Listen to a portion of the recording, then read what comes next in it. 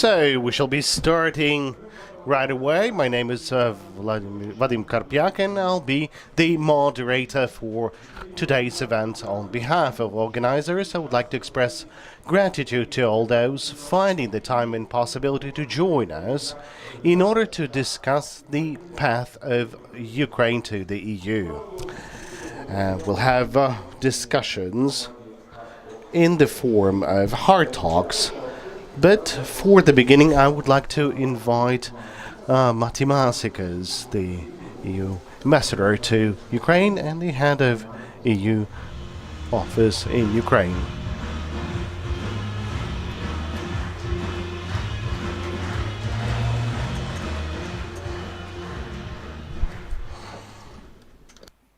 Доброго дня, вітаю. Good afternoon.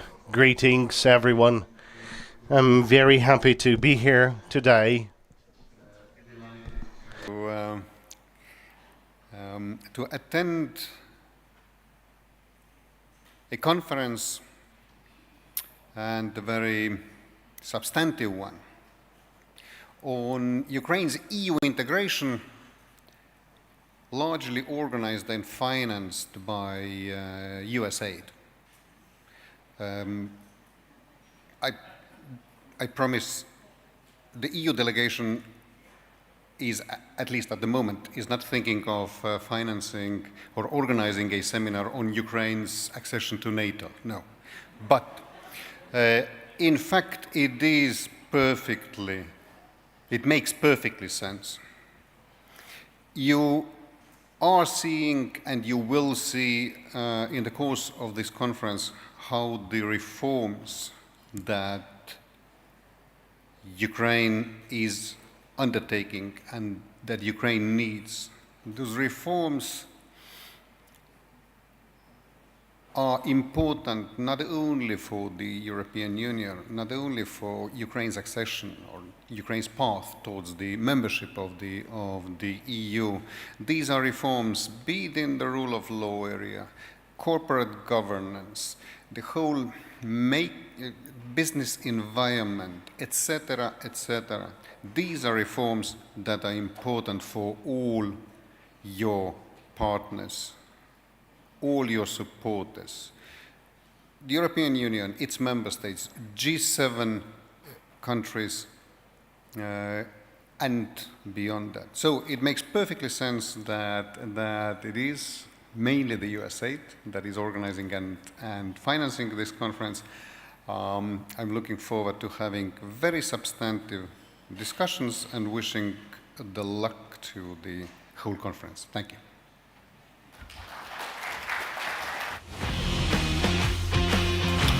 Дякую, пане Маті. Thank you, Mati. And now I'd like to pass the floor to Robert Needham, from the US Embassy in Ukraine, please.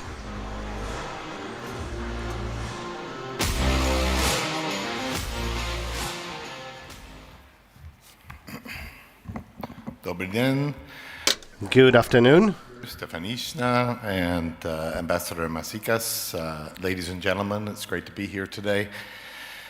The United States, with our close allies, of course, stands strong with Ukraine as you fight against this unprovoked invasion from Russia. In this time of unprecedented challenges, we're working closely with our partners to help Ukraine rebuild lives and homes, rebuild your economy, and rebuild your future. Recovery is about laying the foundation for Ukraine to thrive as a secure, independent country fully integrated with Europe and connected to markets around the world. We want to see a place where all Ukrainians have dignity, human rights, and the opportunity to reach their full potential. Ukrainians have chosen their destiny to live in a free, democratic country, a full-fledged member of the European family. While bravely resisting the Russian invasion, Ukrainians demonstrate remarkable progress in transforming their country. Here, together with our EU partners, we continue to provide essential assistance and support. We applaud Ukraine's determination and commitment to implement 7 steps political reforms defined by the EU Commission. This is important because it lays a strong foundation for Ukraine's recovery and rebuilding. The United States will continue to support the Ukrainian government on the pace of reforms and support Ukrainians in their movement towards integration with the EU. In particular, I'd like to mention judicial reform, anti-corruption efforts, and systematic steps taken to fight vested interests and ensure a more competitive environment. All these reforms are continuing. Just last week, the Parliament voted for the law on improving the activities of the Anti-Monopoly Committee of Ukraine. This important legislation provides tools to combat corruption and promote good corporate governance. Such steps are essential to attracting foreign investment for Ukraine's recovery and for your future. Today at this event, there will be a discussion between business, civil society, and the government on the next steps to bring Ukrainian legislation closer to EU norms. This opens opportunities for Ukrainian businesses, but it is a challenging undertaking, especially during a time of war. But effective development of businesses, promoting exports and supply chain linkages, diversification of production, and investment promotion is the focus of the technical support that we will continue to provide during this recovery. Despite the challenges posed by the ongoing war, the government of Ukraine has demonstrated significant dedication and accomplishments in implementing the reforms this year.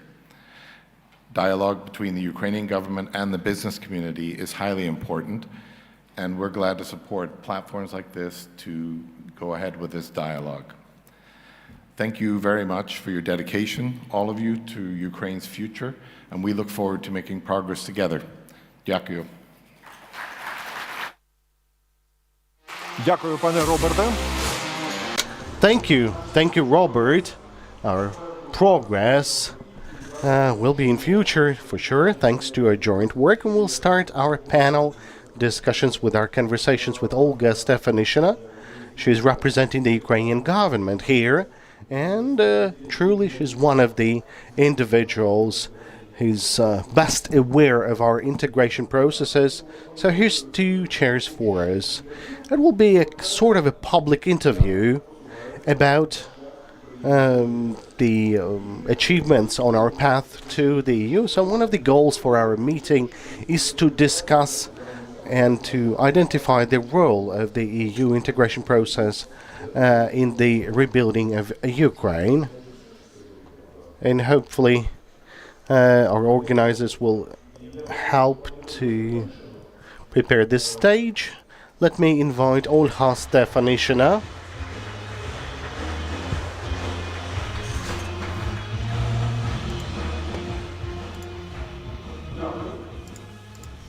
Thank you. That would be much more comfortable without the stand. So, Olga, we have a wonderful opportunity to talk about the EU integration with the audience that needs no explanations on all the root causes, on all the simple things that, in fact, are not that simple. So let's go straight to business. There's 7 political recommendations from our partners from EU that Ukraine was supposed to fulfill in order to start the accession negotiations so that we would become a fully fledged member nation. The June's report on this recommendation said that we've accomplished 2 and we've achieved significant progress on 5 recommendations. So in October there will be a final report, and then they will say whether we are ready for the accession negotiations or not. It's just a couple of months till October. So what would you say? What are we going to receive from our partners on those 7 recommendations? What would be the feedback? Well, greetings everyone, civil society, ambassadors, government, audience. It's great to see so many friendly and familiar faces here. So today we are having this conference before the beginning of a political season in the European capitals in Brussels. We talked many times on our political calendar, which provides for our ambition to start the accession negotiation in this December, and it's important to synchronize our efforts.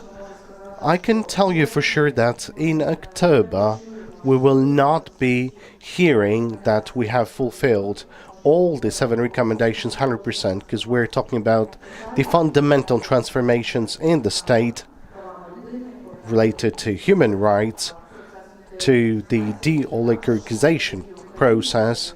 It is thanks to the Ukrainian initiative this process has become one of the pillars for the fundamental democratic reforms. Now the Georgia and Moldova have the same commitments. Now those are the changes that shall be implemented for years, but surely we will fulfill all the legislative steps required until October. Hopefully we'll open the doors for a political decision. I would like to draw your attention to the fact that it's a bit more complicated for Ukraine than for other countries on their way to EU, not because of the war, but because of the fact that we are moving to the EU while reforming the EU at the same time. That's why we're in the constant negotiations, so that those 7 recommendations would not be increased, because in the course of implementation of anti-corruption events, there is a need for additional steps to implement the anti-corruption strategy, funding of anti-corruption bodies and many other activities, but they should not be part of the political process. That's why we'll have a large synchronization process. I'm planning to visit Brussels in the beginning of September, where I will have some very important negotiations, but I would like to extend words of gratitude to Ukrainian Parliament and the government. And the Parliament is currently working in an extraordinary fashion in order to have a very effective legislative process. Therefore, we'll have a solid background on each of 7 recommendations. 2 recommendations have already been fulfilled, and hopefully we'll have more of them fulfilled. So you're expecting for a political decision to be yes. And you've mentioned that there's a complex of issues, for example, the anti-corruption legislation that needs to be resolved, but there are some simple tracks, for example, to restore the electronic declarations, and so far we haven't heard anything about this. We have Mr. Kornienko with us today, here. And not only Mr. Kornienko, but what's your point as the Vice Prime Minister? What's your vision? What's the status with the electronic declaration? Will we be able to fulfill this recommendation by October? Not only this recommendation. Well, this is important, and we'll be able to make everything in time. Already the draft law passed the first reading. I would like to remind 2015, when we've installed the e-declaration process, we were trying to get a visa-free regime. And today, the legislation which is already registered, it will be passed to voting. It will take into account the mistakes of previous political decisions that were taken too fast at certain cases. So it's a parliamentary process. I have no doubts with our MPs. We'll have a coordinated work on the 7 political criteria. And just last week, the President, the Parliament and the government have identified the list of activities that we shall pursue, and e-declaration is one of them. This law will be passed, and today we'll have 3 major panel discussions, and all the speakers have a very decisive role in taking political decisions and fulfilling the goals that we shall be mentioning today. That is why big gratitude to all of my counterparts and colleagues. We have a coordinated process with the European Commission and with the IMF on the common vision to anti-corruption activities and the format for restoring the e-declaration with due consideration of the security measures, with due consideration of the martial law period. But this legislation, together with other anti-corruption laws, will be passed. Among the major achievements of Ukrainian government is the self-screening. That's a very complicated term, but it means that the government in just a couple of months have managed to analyze 27,000, that's if I remember correctly, 27,000 regulations and acts of the EU, if they're aligned with the Ukrainian legislation, and then every ministry has identified the Ukrainian legislation that needs amendments in order to be aligned with the EU legislation. That sounds kind of a lot of work. And why we were doing that and not the EU? Because that's their legislation. They know what will be harmonized. How can we manage actually within a couple of months just to analyze everything? How did that happen? So for me, it's a little bit of controversy. Just convince me. I want to be convinced it's not like that. Okay, we already have a success story. The candidacy status, less than 2 months. We took like filling out all the documents which are analyzed for years by European Commission. And on the basis of this information that was prepared by a government and civic society, we call it the Book of Governance, we made this political decision. So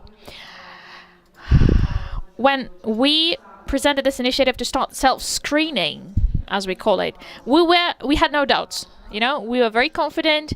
We have a very powerful system of coordination. We have the government, and the governmental office is functioning, coordinating the state agencies in each ministry. We have a deputy minister on your integration. Colleagues, congratulations. This is our big job, big work we've done. Cooperation with civic society, technical assistance projects, and ministries were involved in the analysis. So why we started the process? This is one of the key elements of our political strategy. For so many times we claim these political deadlines for our readiness to enter the EU. We spoke so many times that our strategy is first and foremost that the pace of movement towards EU, we will decide what it would be based on political decisions. Democracy, rule of law, the fundamental basics that we need to move forward, and also at each stage of negotiation. So in fact, if in December we started negotiations, the European Commission has to start official screening of our legislation. For the countries joining EU, this process took like years in that case. But if we take the 10-year experience of implementing the association agreement, we managed to start the process. Before the European Commission presents the report in October, not only about economic criteria, we will present another book of governance, future governance, which will present the evaluation of our readiness to enter the EU, the list of steps that should be taken. So there will be European screening, an additional one. Okay. So you said the pace of moving, the speed of moving towards EU. We decided, do we sacrifice quality for quantity? I'll tell you what I mean. So we speak of the speed. We all the time we say fast and furious, 7 stages. But do we have a clear vision and understanding, we as Ukraine, what we will be in EU? What we will look like as a post-war country with economy, what sectors will die, what sectors will emerge. This is about the detailed negotiation about our membership, and so far we are still in the war. We can't have any specific discussions about it. In private conversations, Europeans say, what economy shall we deal with later? You know, Ukrainian economy. So do you have an impression that for the sake of this speed, we will just formally stick to EU requirements by sacrificing our interests? We still don't realize it fully, you know, because we don't have the victory, unfortunately. Now, yes, thank you for the question, but it somehow is similar to the NATO question I heard. Euro-Atlantic integration is a part of my portfolio. When we heard from international partners that they don't know how exactly Ukraine will join NATO, but in order to talk about it, we have first of all to make a decision. So there are two principal statements that we have, two key ideas. For us to protect our national interests, to build the competitive economy and to be competitive, to be a competitive member of EU and contributor to internal market, we have to start negotiations. And for that, respectively, we're moving very fast. That's why we're moving fast, to ensure that we have political conformity and that there is a chance to make that decision. So basically, we take December 2023 as the last chance to make the last political decision on Ukraine's movement towards EU. Opening the later we'll have serious negotiations opened. We will not move so fast. From the standpoint of legislation adaptation, we will move dynamically when it comes to negotiation process. But we shall not sacrifice the key issues which are very essential for Ukraine. If this is about to be the subject of negotiation. So if it comes to some essential issues, there are no deadlines. When it comes to essential issues for Ukraine, we already think about it. At the London conference, the president of the European Commission, she presented the financial plan for 50 billion to ensure recovery and restoration of Ukraine. So this plan is, let's say, the basis for Ukraine to become a competitive country, competitive economy inside the EU. This is the membership, let's say, the part of the membership plan. So before even the membership, we will start this serious transformation. But there are a lot of issues and aspects which do require dialogue, or even together with business, with Ukrainian national producers.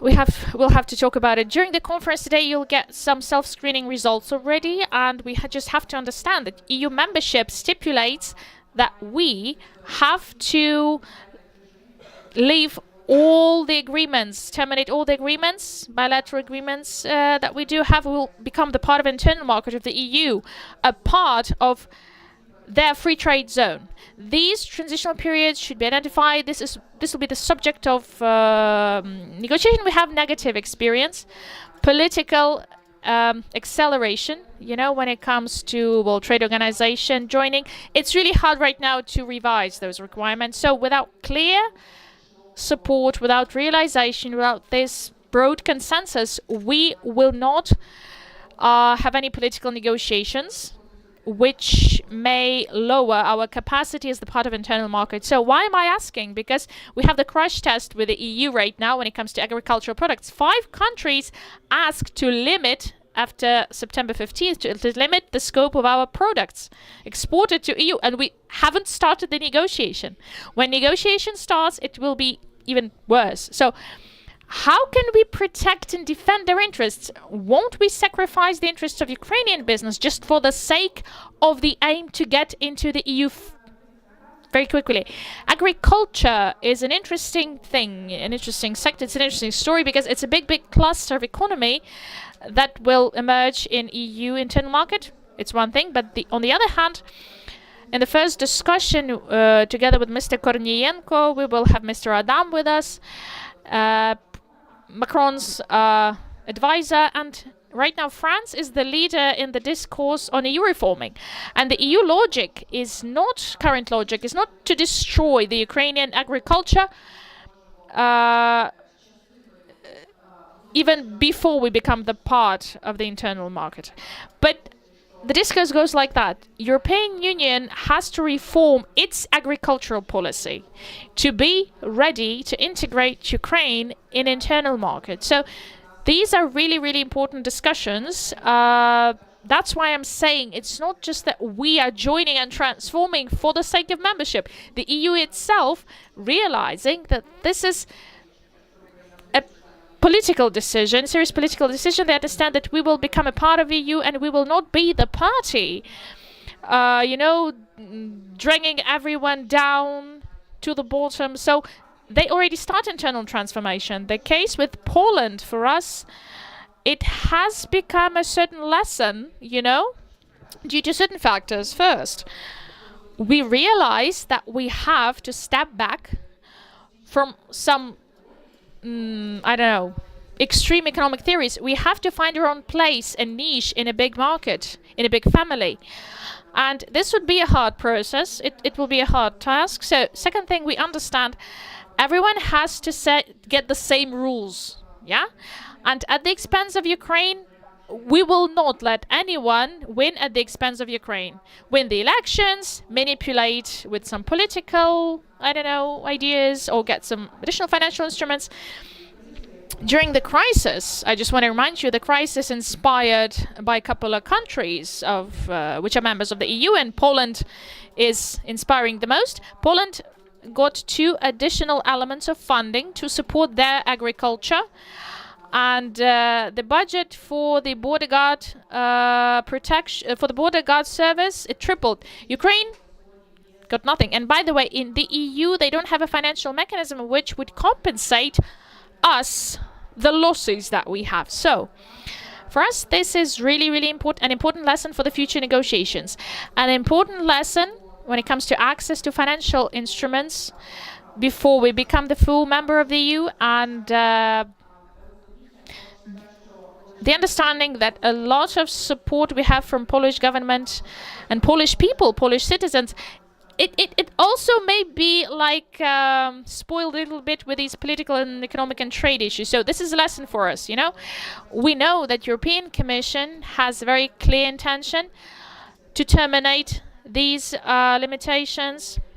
After September 15th, we have some threats on unilateral measures to be taken, but we do understand that this is serious violations of the rules.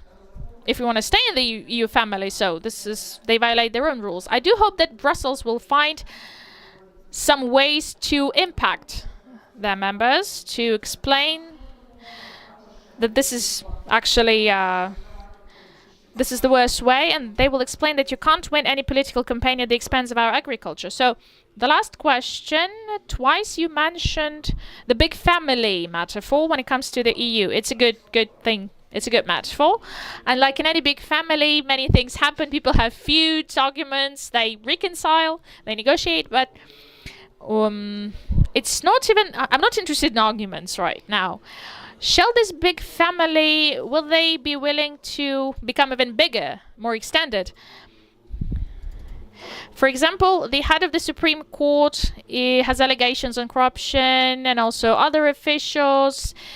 Every month we have some corruption scandals in the parliament, regular corruption-related scandals in the ministries, and it's just the top of the iceberg, okay? It's something I can remember as of now. So how will the big family take that? Okay, so you mentioned the head of the Supreme Court. While in a couple of days after this event, I was in Brussels. I was staying there, and I just want to draw your attention to the following. This assessment is positive because all these allegations, all this public information that we have, it's a result of anti-corruption bodies functioning. The government launched that. The parliament launched that as well. So they function, they do their job. Less than in a month, after we took the candidacy status, got the candidacy status, so the specialized anti-corruption prosecution, the head of the specialized anti-corruption prosecution was presented. The first thing he heard from the government and other state agencies, it's his responsibility to show the results of fighting the corruption, and anti-corruption bodies, they do that very well. And we also speak about electronic declaration, an anti-corruption strategy. So in my opinion, in the capitals where the political decisions shall be made, they have a clear understanding that anti-corruption infrastructure is active, corruption is being countered, and at the level of systemic measures, we'll talk about de-oligarchization, but in a much more broad context, not about personally like fighting some individuals and canceling some individuals, but how to avoid this at the national level, to have equal opportunities for everyone. So of course, these cases are unpleasant. It's really unpleasant when the colleagues, are involved in that, or let's say top officials from the already reformed agencies, but we were prepared for it, and This is just what it tells us, that everybody can be punished for any violation in Ukraine. We'll hope everybody will be punished for the violation. So the Vice Prime Minister on European Union Atlantic integration, Olga, please don't run away, because we will just change the environment, and we will have more people on the stage, because we'll have a broader panel discussion.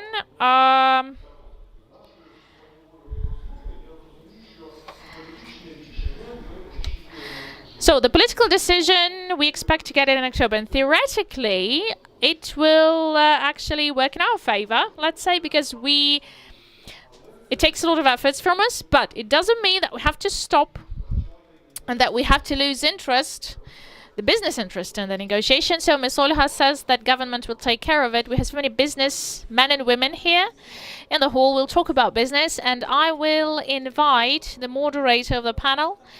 Your integration as a strategy of development, sustainable development, Volodymyr Fedorin, editor and founder of Forbes Ukraine, legendary journalist, Ukrainian journalist, please.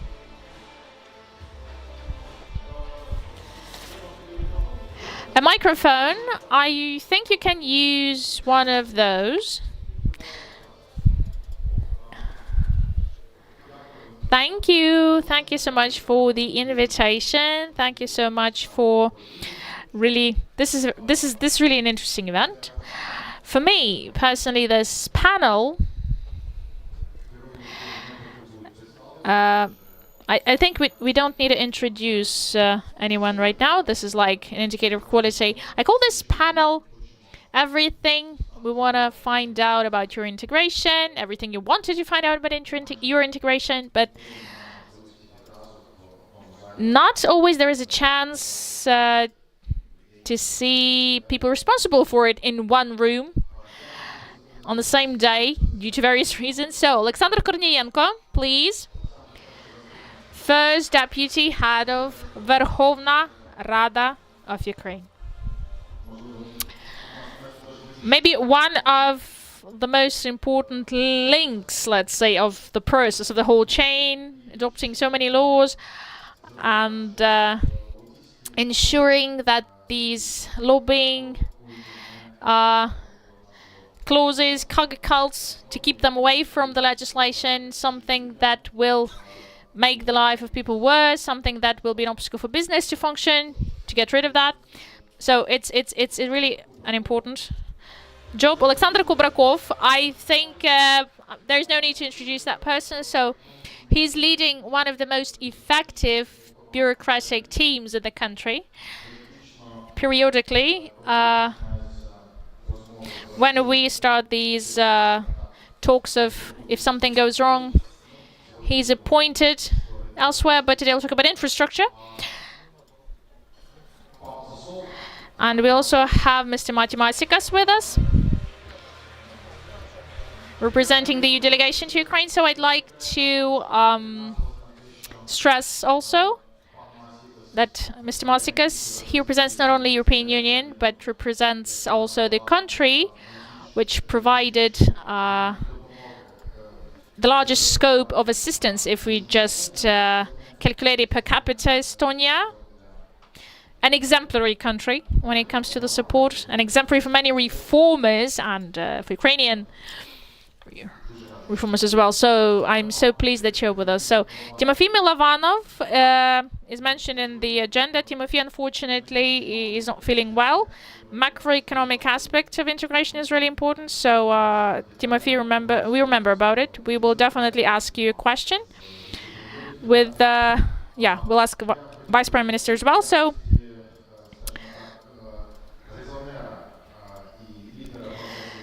the leader of the Euro integration process, Ms. Stefanishyna, is one of the key subjects in the process. I'd like you to step to the stage. So I want to build our conversation in such a way. One by one, we'll ask questions. Each of the panelists will get a question. Olga's role today, if there is a chance, if there's such opportunity, if there's a need to comment, some short reflections, please. When one of two cycles is over, we'll have 2 cycles of questions, 2 rounds of questions with our speakers. And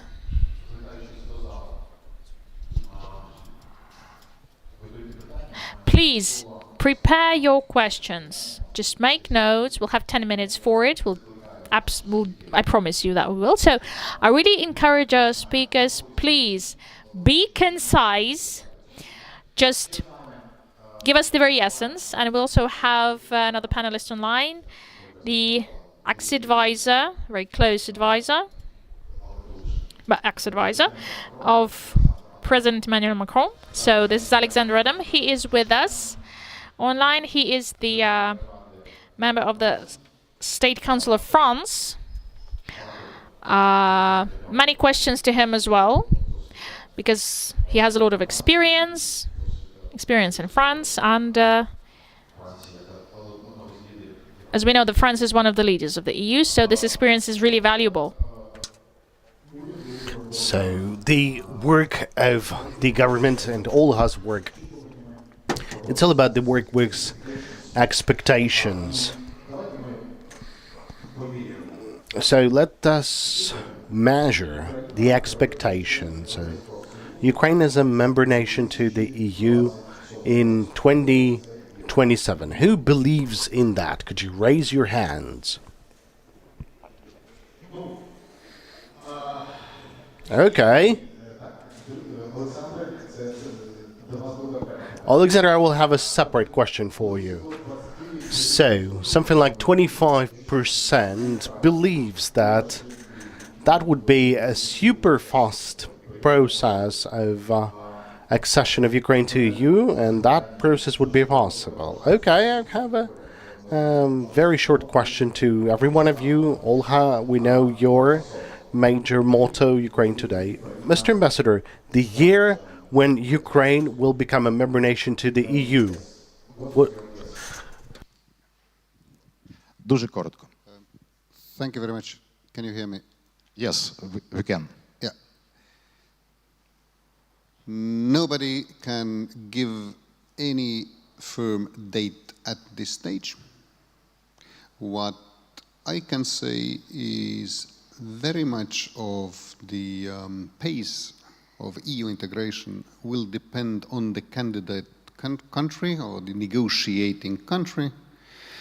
When the negotiations will start, the roadmap will be very clear. It's the EU legislation, the EU norms that need to be adopted, and then you're ready. Ukraine has already beaten many European records when it comes to the pace of EU integration, and I'm sure that you will be able to beat some more. Thank you. Thank you. Oleksandr. Oleksandr, but be concise, your prediction. I believe in this prediction because I have to agree that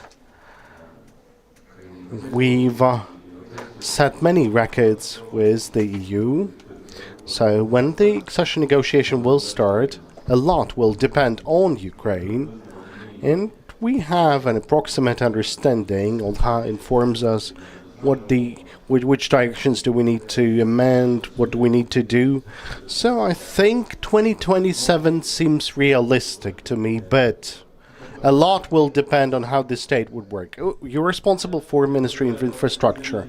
Look, I'm responsible for the infrastructure and for what I feel, for what I see, not only in the infrastructure, because we're in the kind of an intergovernmental team. We talk to one another. Okay, what's for the legislation? Well, I think that Ukrainians will have to select MPs from Ukraine in the next elections of 2029 for the EU. Before coming to the questions, I would like us to watch a small video prepared by the team of organizers. So please.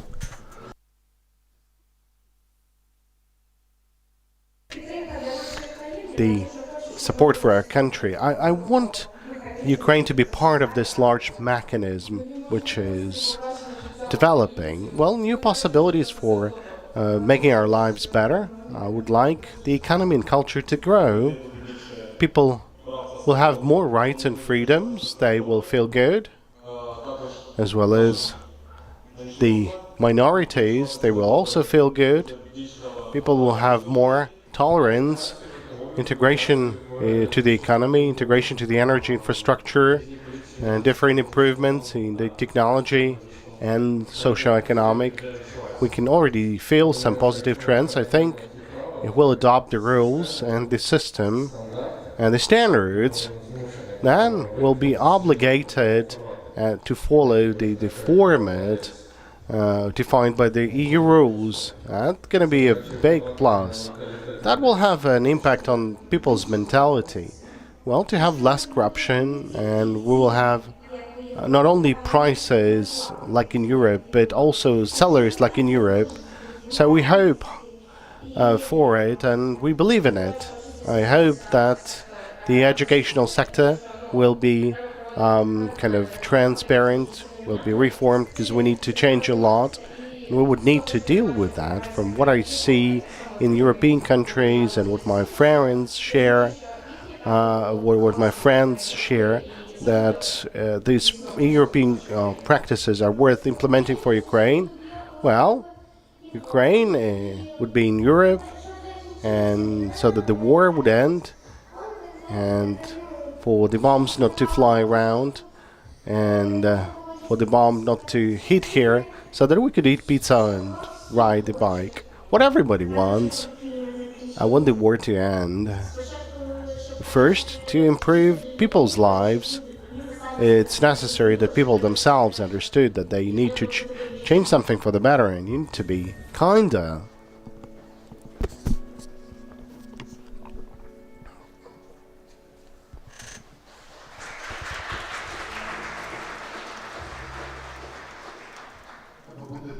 Yes, you need to be kinder. I would like to say that it's important to teach Ukrainians to think and to speak of Ukraine as a member of a EU community, so that everyone would understand what we are offering to Europe and what Europe offers to Ukraine. And over the past year and a half, 2 years, this kind of understanding has become very vivid, and it spreads all around Ukraine. And I think this is the result of the work by our government. Now, legislation. We heard that a lot of laws needs to be changed and amended, but a question whether it's going to be all done in a quality manner. And how the team in the Parliament will implement the EU directives, how you're going to cancel all the attempts to do something wrong. And there were a lot of attempts when, under the pretext of European norms, there was attempts to pass some corruption norms. So, Oleksandr Kornienko, how do we get rid of this temptation to take Euro integration norms for some people to get benefit out of it? Well, we have to rephrase this question. Let me paraphrase that. How do we do that? How do we set the work of a single legislative body, which is the Parliament, in a way that we would be implementing the EU norms in as much aligned way as possible to the original? Because it is clear that from the standpoint of legal aspects, we are approaching a certain legal environment, and we cannot become members of the environment with our own versions of that environment. It's not the right approach for doing that. It's not good. That is why we have to be clear and transparent. We have to be clear in terms of the end product, which is developed by the legislative branch of power, which is produced by different organizations at different levels. For example, central executive authorities and local self-government. By the way, they will have to operate within this legal frameworks as well. So the matter of quality is very important. We've analyzed the experience of our counterparts that have most recently became member nations. Well, it happened like 10 years ago or so. A lot has changed, but still, we've learned that the experience of Croatia, Baltic countries, the experience of Poland. Now, all of that experience says that the role of the parliament is one of the largest. And the role of expertise in the parliament also is very crucial. Therefore, this activities that we started by reinforcing the parliament with a special office on Euro integration with experts, running the expertise, assisting to different committees. We have a governmental office which provides the fundamental expertise, and surely all of that allows to make our legislations and regulations better. At the same time, it shouldn't be only the process itself, which is strictly formalized, because it was rightly mentioned in the beginning of this discussion that not all the norms that will be suggested by the EU directives will make our citizens happy. Well, in certain cases, our citizens would not absolutely be happy with the norm, so we'll have to search for a compromise. And here's the other side of the parliament, the other side of MPs as representatives of the people, and they will be helping, because it doesn't matter how you work with the parliament, it will not vote that 100% of the people against it. I'm not saying that there would be norms or directives like that, but some of the things might have a controversial approach within the government and the people. Currently, we have a significant discussion on one of the commitments. We all understand what commitment are we talking about. So, how to differ the right from wrong, the lobbyism from the favorable norms, a certain alignment of directives locally in the Ukrainian context, how to split that from the attempts to manipulate.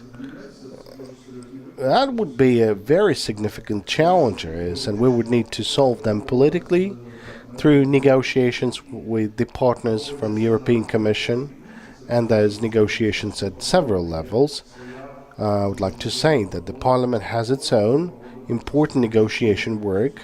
We are doing some regular political consultations with the MPs of the European Parliament, and over the last half a year we are doing some regular monthly seminars for the MPs, for their assistants, in terms of sharing the experience of the Euro integration process. We had joint session of the committees and many other things.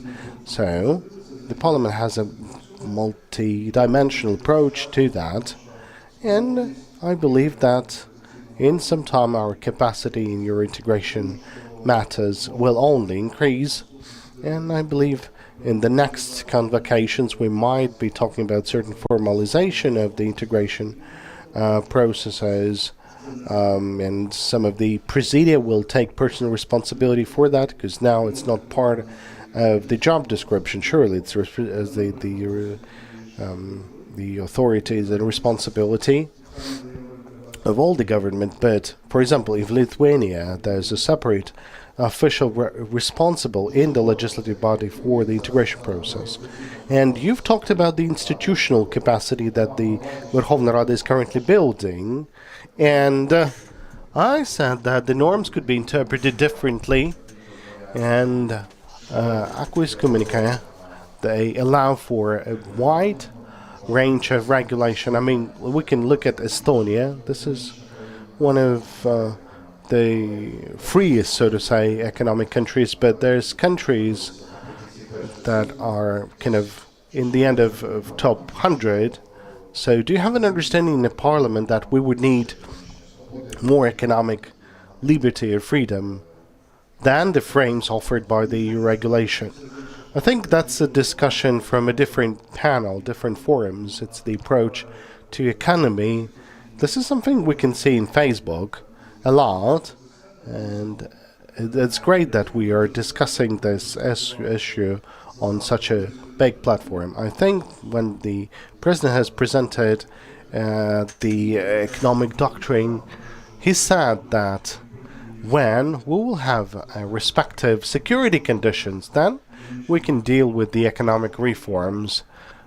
But the fact that Ukraine has a potential in building a free, modern economy which is open, it's absolutely correct. It's absolutely true. We shouldn't be afraid of saying that. Of course, during the war, we need the stability of our taxation system, and this is something that is mentioned in our commitments with the partners and in the memorandums with the IMF. But this discussion, the post-war discussion on the economy, it will be very turbulent, it will be very effective, and we'll surely have some better results. As for the negotiation process, I would like to compliment with one thing.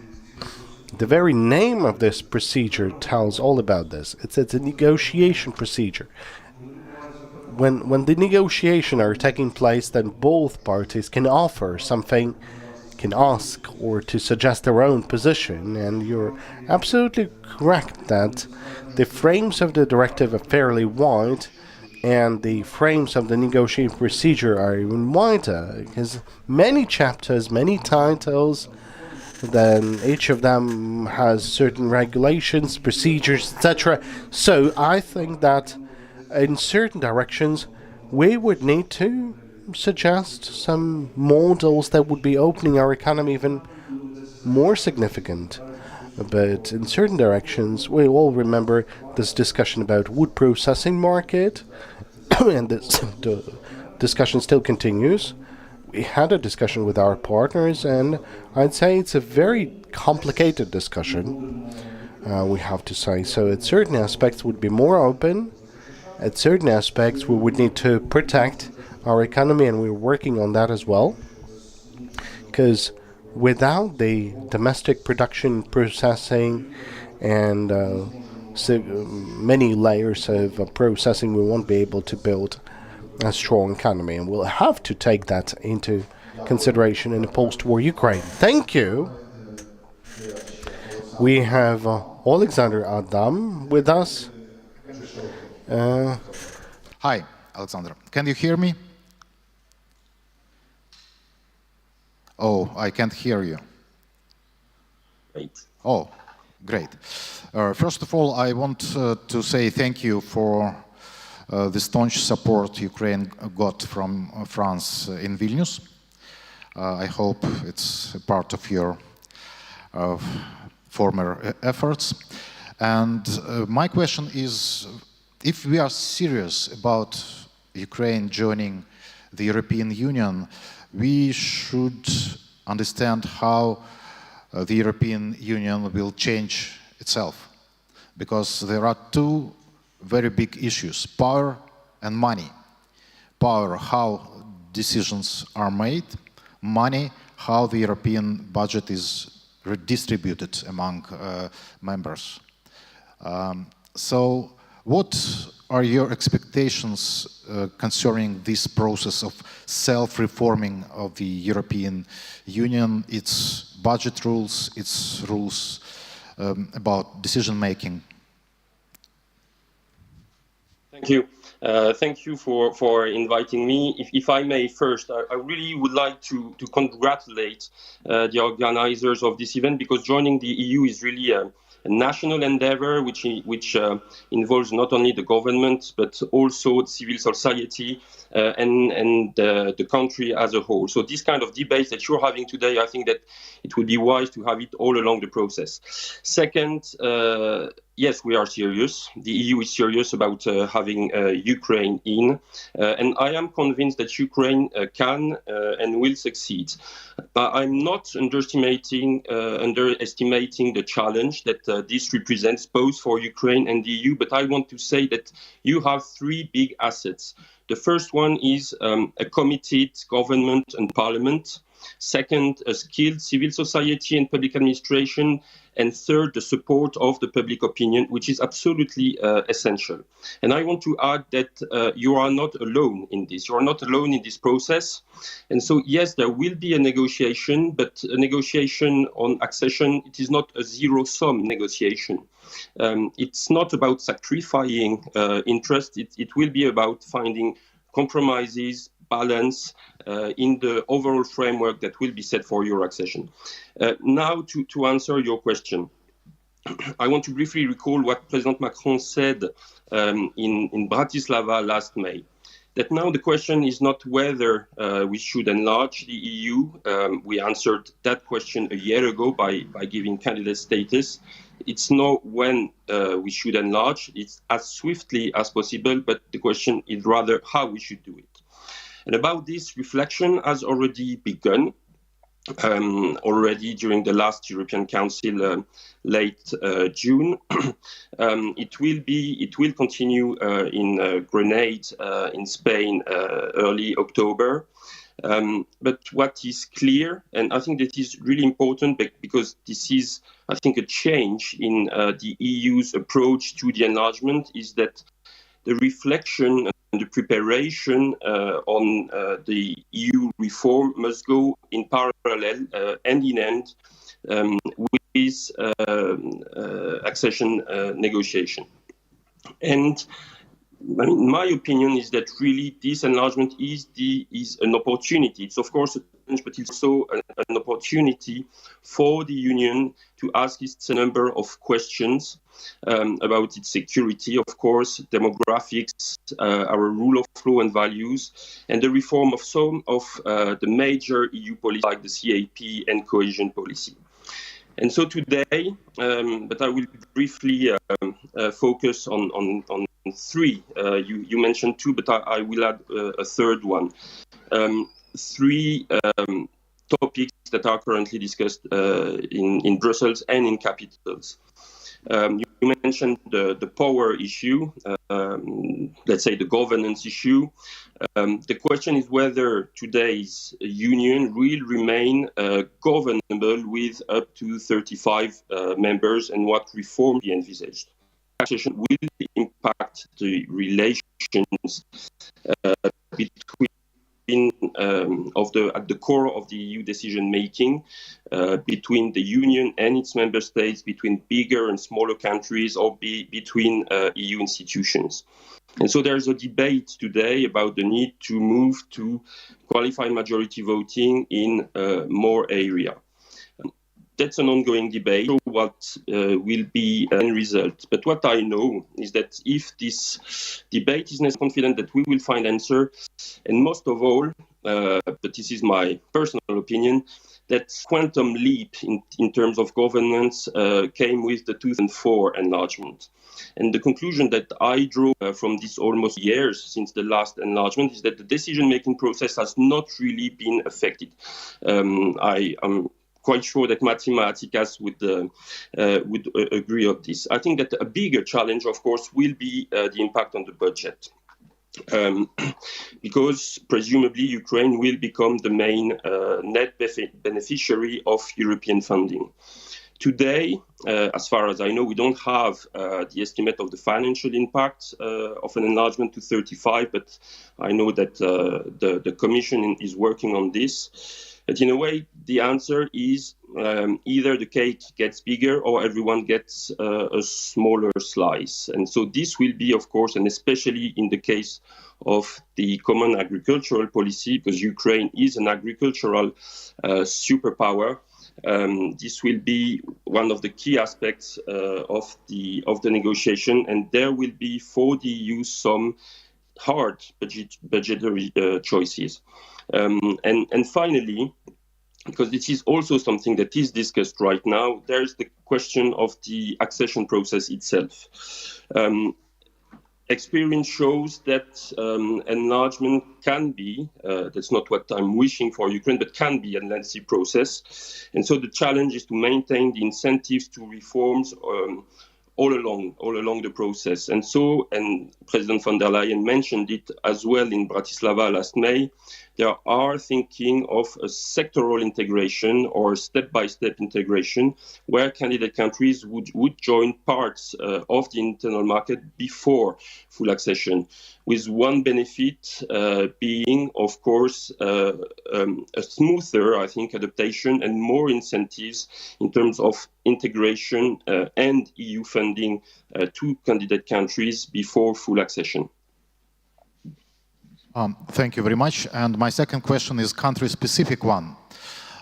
We all have seen what can do allowed minority, I mean Polish farmers, who were drivers of blocking Ukrainian agrarian export. We all know very well that the French farmers are maybe much more louder minority. So the question is how will the French government deal with their own agricultural interests, farmers, in accommodating Ukrainian interests in the process of accession?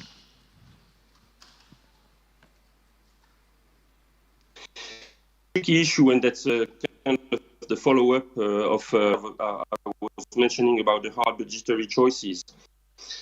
I will be frank. I mean, if the result of a negotiation for French farmers is that there is more subsidizing Ukraine farming to Ukraine accession will diminish. And today it is still high, and I want it to maintain it at a high level.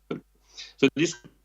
It was also what I was mentioning about the different solutions, either the bigger cake or smaller slices, but also the question of the instruments that we could use to accompany this process of accession. We have used during the past years extra budgetary tools like Next Gen EU. I think this has to be part of this budgetary negotiation. Thank you very much. Thank you very much. And наступний Oleksandr. Next one is Oleksandr. So this is the Oleksandr's panel, I can say.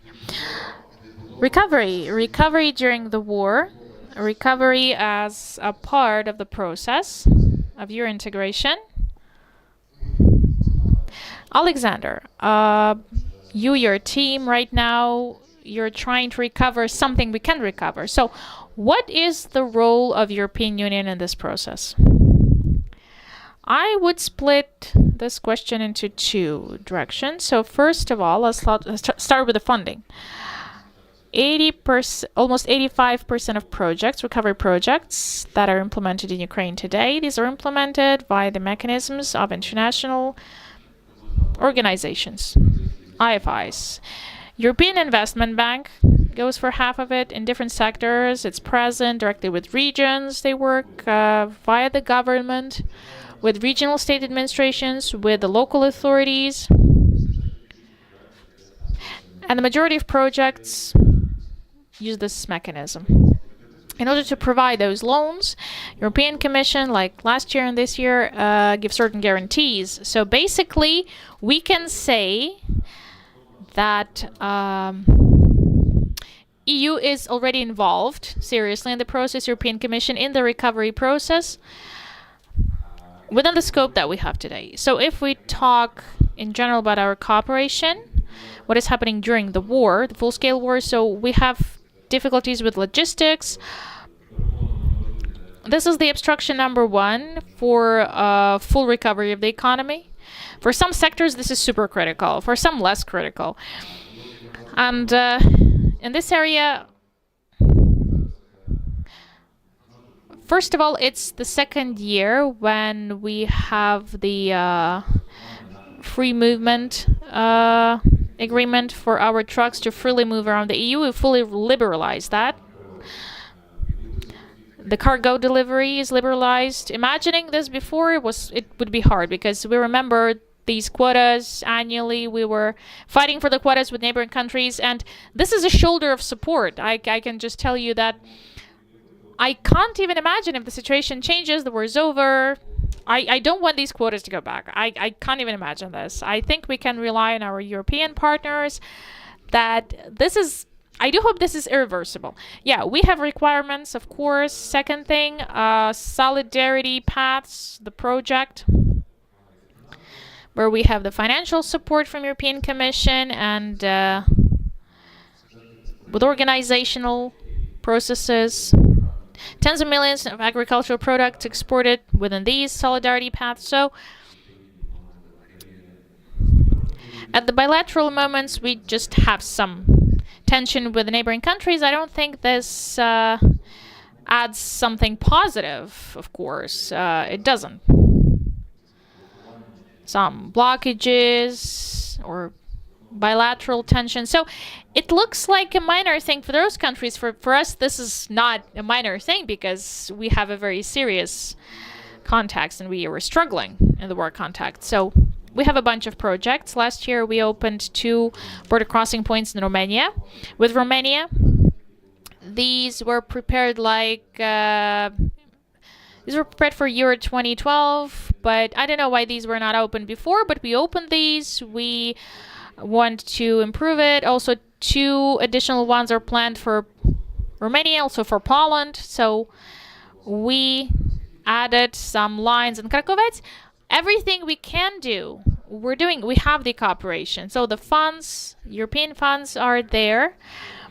And via these funds, the projects are funded. And in 2023, we already have it. So trans-border cooperation, I think, of course, there's always space for improvement. But I do think that in this case, we're doing everything we can. We feel that we're supported by our partners and colleagues, the Danube and the Danube ports. Again, I just want to say that with the proper support of the European Commission, Romania, it was fully understanding, because this was a super political issue for 20 years. It has been a super political issue for 20 years. We couldn't do anything.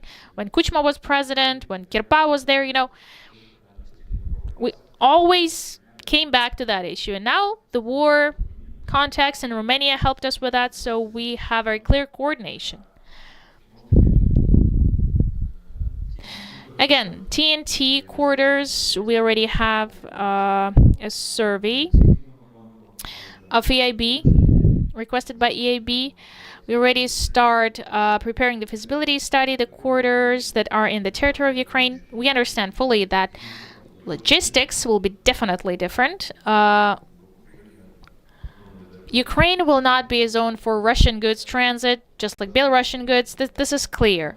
So the whole model will be different. It will be transformed completely, and this is happening in tight cooperation with the Commission. So I would stop here.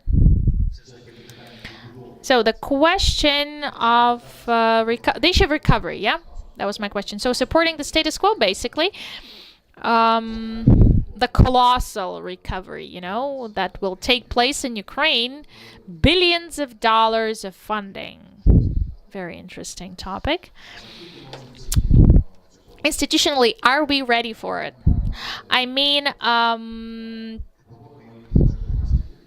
my colleagues, journalists, who tell about very strange companies and schemes that they use, something doubtful in the current recovery process.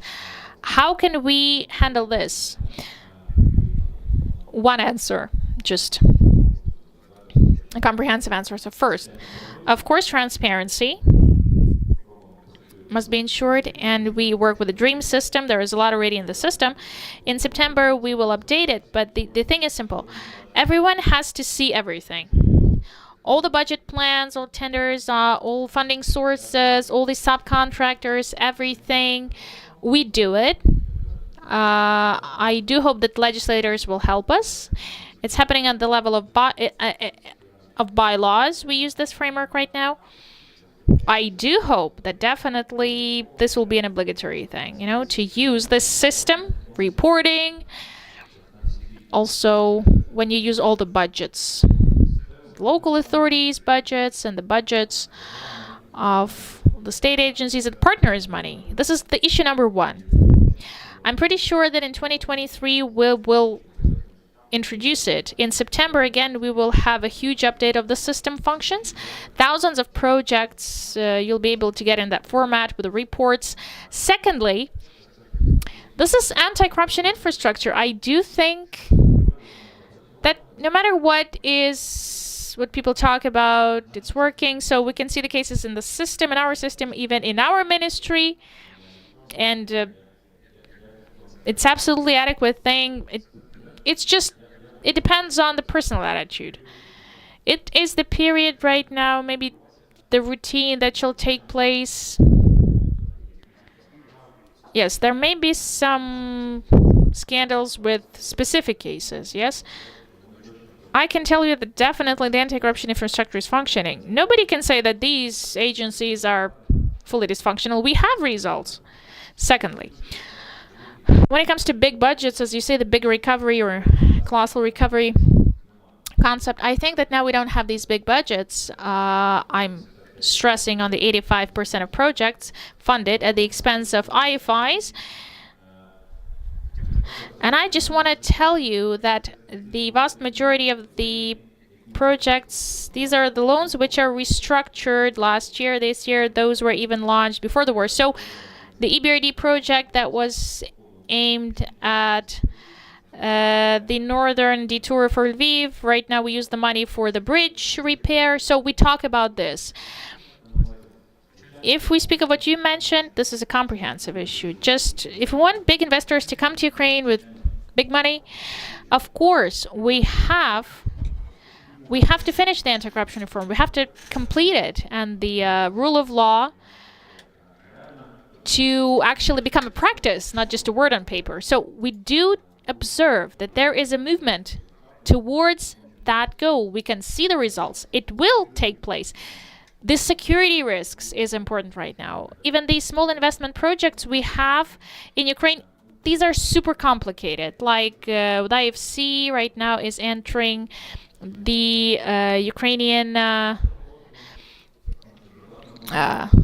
Danube company, our state enterprise. We can see the whole process. It's it's super hard. We still are amidst the war. In Izmail port, they have missiles, and their central office is there, the IFC office. So there's some physical threat. We know the German, the American project, European Commission is doing some small stuff is happening. And why is it important? It's happening. It's taking place. It's not important at all. What is the scope of investment? The scope of the project. Knauf, instead of the they have a destroyed plant and they want to build another one in Solidar. It's already destroyed, so they want to build a new one elsewhere. The state will help and support them anyway. More serious stuff. I do hope that our way to European Union itself is when Ukraine is becomes the member of the EU, all those things that intimidate investors will vanish, at least half of them, because EU is EU. What else can I say? Thank you. I do want to remind you that you will have an opportunity to ask at least 3 questions. Our speakers will get at least 3 questions from you when we have the full round complete. This is a unique opportunity to ask people. It's really hard to reach out and to gather them in one place usually, so get ready. Dear Mr. Masikas, so please, I'd like to get it from you right now. So we as Ukrainian society, as Ukrainian business, what expectations should we have for October, when the decision shall be made if Ukraine is moving forward or this process is obstructed or slowing down?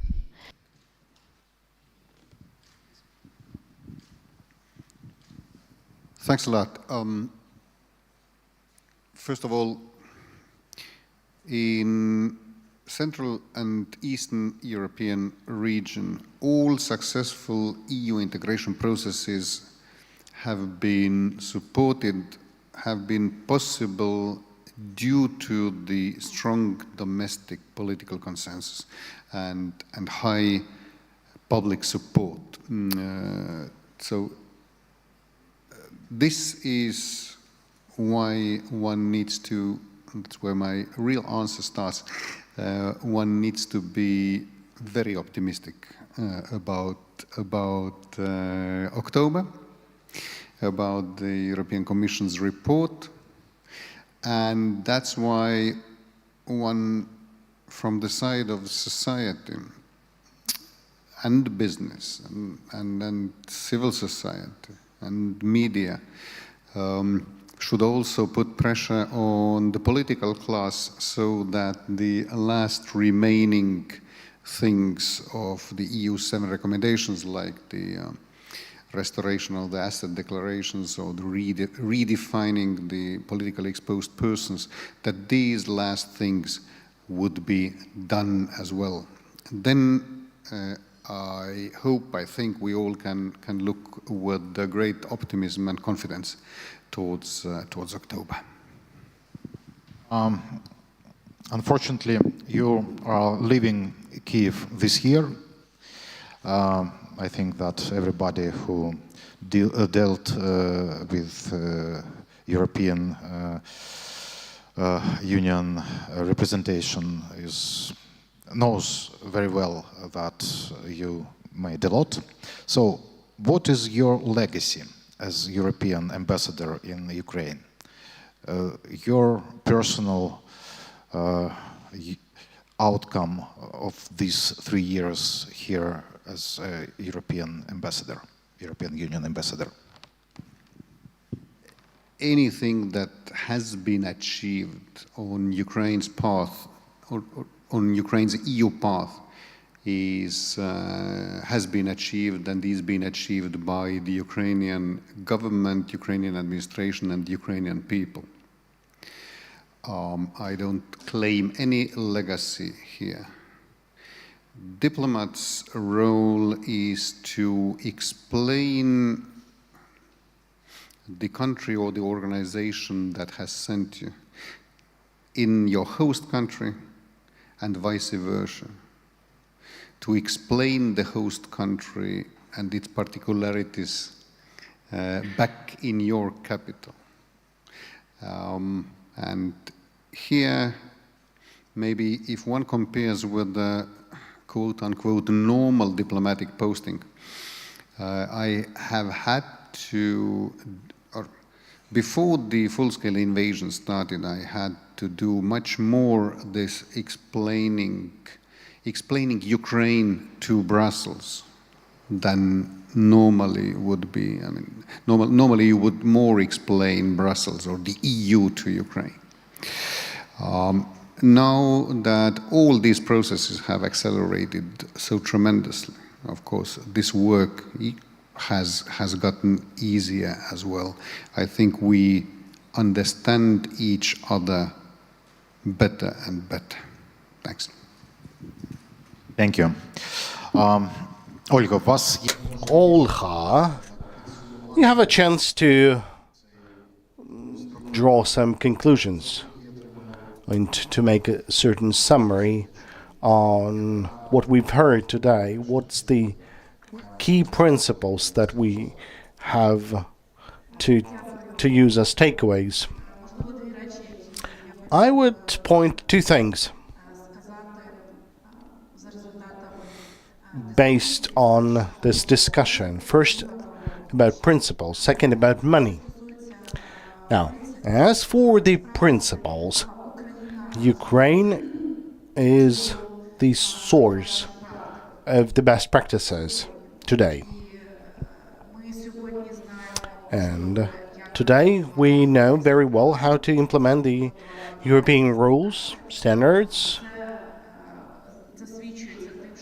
and this is evidenced by the fact that both Parliament and the government, over the period of our tenure, have adopted all the acts and regulations that were made priority on the agenda. Surely we have a list of 37. That's the legislative acts that has to be adopted. There's over 50 that has to be adopted by the government, but that's a matter of time only. And should we compare this with the previous 10 years and the previous governments, presidents or parliaments, this is the reality that was not made possible. We've adopted laws, some regulations, budgets, and today they are recognized by the world. So today, whenever we're talking about consensus or the corrupt risks or certain ill-behaved lobbyism in the parliament, currently the motion in the government and in the parliament is the following: that everything that we are doing, everything that we are achieving is achieved due to a high price. I'm talking about the front line. I'm talking about the difficulties and the challenges faced by our families. That is why all those unwilling to transform and to change, they're becoming less and less popular. There's less and less people like that. And I can see this process, the beginning of the process, that started on the first day after my appointment as the Vice Prime Minister. I met the President, and we had 2 blank pages, although the size of A3. Here I want to see a roadmap for EU membership. That's one piece of paper, and here, the other piece of paper, I would like to see a roadmap for membership to NATO. So, this is something that we are working every day for ourselves, and the same is for the Parliament. This is a very difficult process.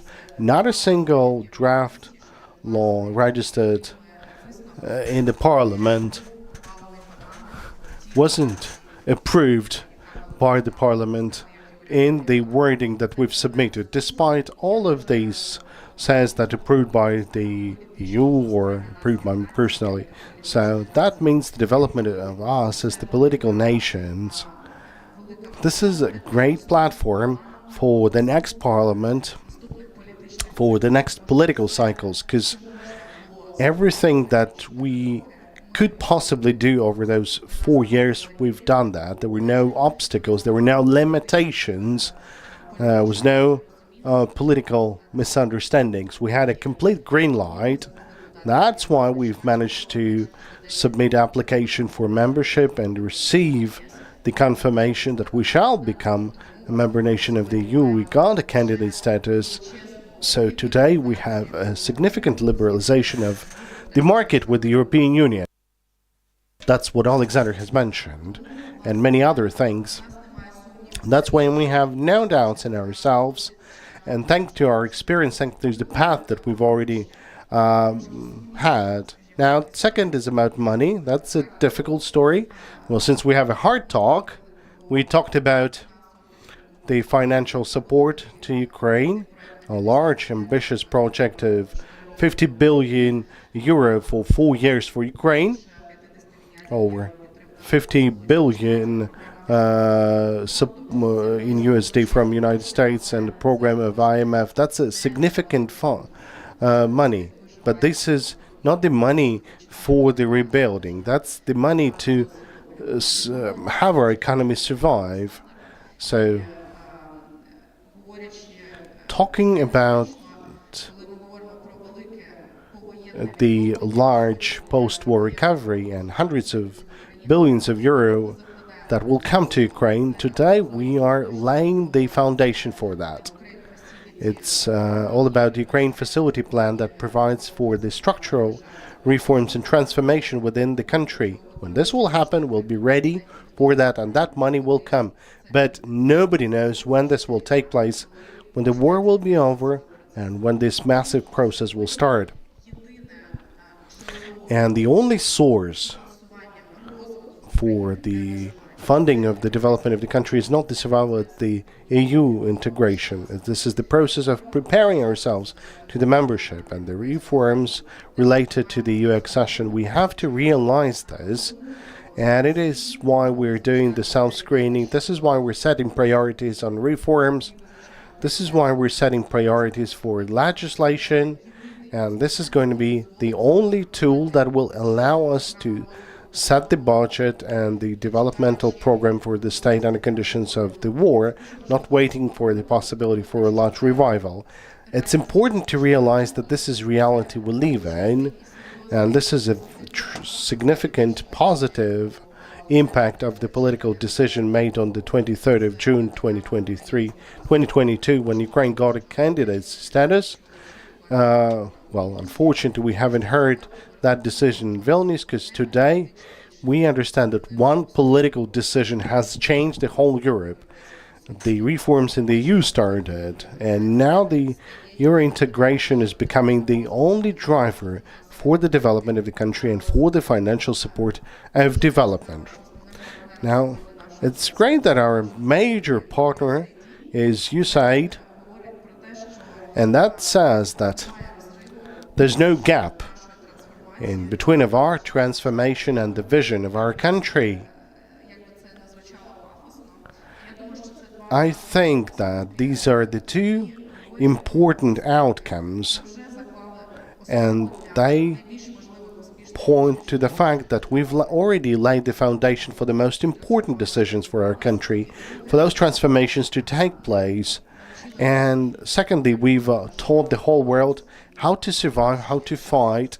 Now we have to show the whole world how to develop in a fast manner because of integration. Thank you. As an editor, I know that you remember the beginning and the end of all the articles. So now the audience will have a chance to make a solid full stop in this discussion. So anyone wishing to ask the question, please, could you pass the microphone? Please introduce yourself, and please name the person you are addressing the question to. Pashkov, Mikhail Razumkov Center. I don't have a question, but a small comment on, you were asking in the beginning when Ukraine will join the EU. In July, we've made an all-national survey in Ukraine, and most of the Ukrainians believe that the accession will take place within 1 to 5 years. Secondly, if a referenda would take place this year on the accession to EU, then 87% of the people of Ukraine would come, and out of them, 93% would vote in favor to the EU. So the level of support is unique. The level of support of the EU integration. And the last compliment, that's personally to the Vice Prime Minister. 71% of the citizens of Ukraine believe that EU integration of Ukraine to be effective and successful. So this high level of social expectations of the EU integrations and hopes, that is why I believe that we have to match this level of expectations of our citizens. Thank you. Now, anyone willing to comment on this, or shall we make a full stop? Thank you for the comment, but I'd like to draw your attention to the fact that my work is to coordinate, is to direct, is to set the priorities and make sure that the goals set in Brussels would be achieved. But this is a teamwork. So we have to point that the successes we're talking about today would not be possible without 100% political mobilization. Oleksandr? Yes, the survey shows that majority of people believe in the EU. In fact, it's even more people that believe in the EU than in the other EU member countries. And that says that Ukraine may not only be the hosting party in this process, but the giving party, the party that will offer something when it will join the EU. I mean, currently, the Ukrainian society, they believe in these ideas. And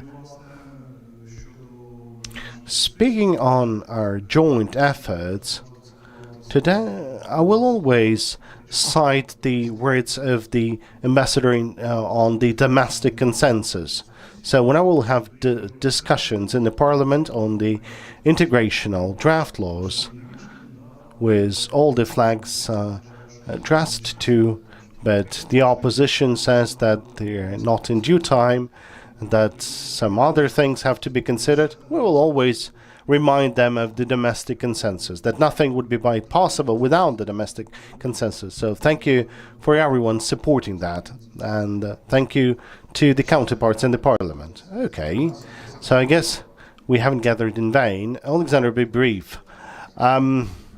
I'd like to remind that this path is something that the Ukrainians are doing not for the first year. Already Ukrainians have paid a significant price starting from 2014 for being where we are now, and we are almost in the final stage. And a lot will depend on what member will Ukraine be in the European Union, whether it's going to be a powerful country with powerful economy, or it would be an agricultural country with an ordinary economy. A lot will depend on us.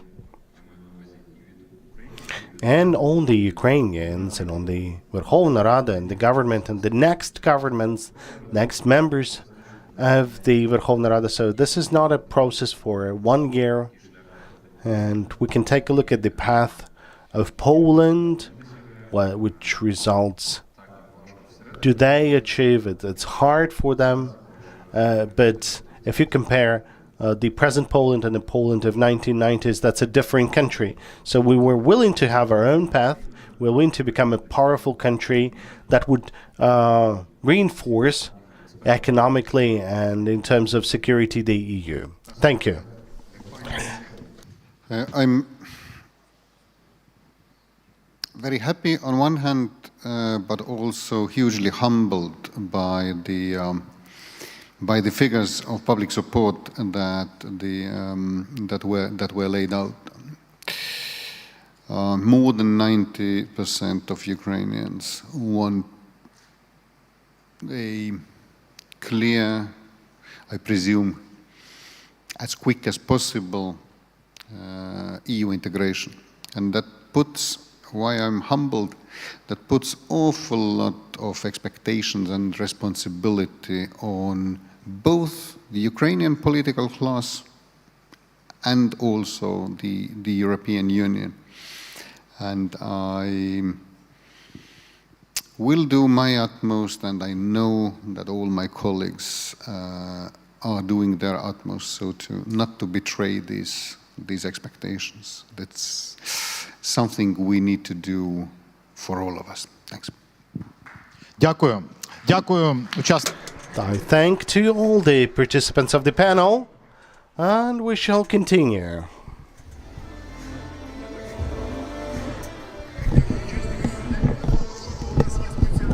I thank to the members of the panel. We have a special guest, a Vice Prime Minister, Minister of Foreign Affairs for European integration of Moldova.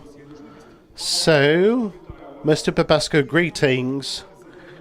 I know that we've delayed some time, that's why I will try to get straight to business. We have a lot in common in your integration trend for Ukraine and for Moldova. So what's your assessment on the progress of Moldova on its way to the membership in the EU?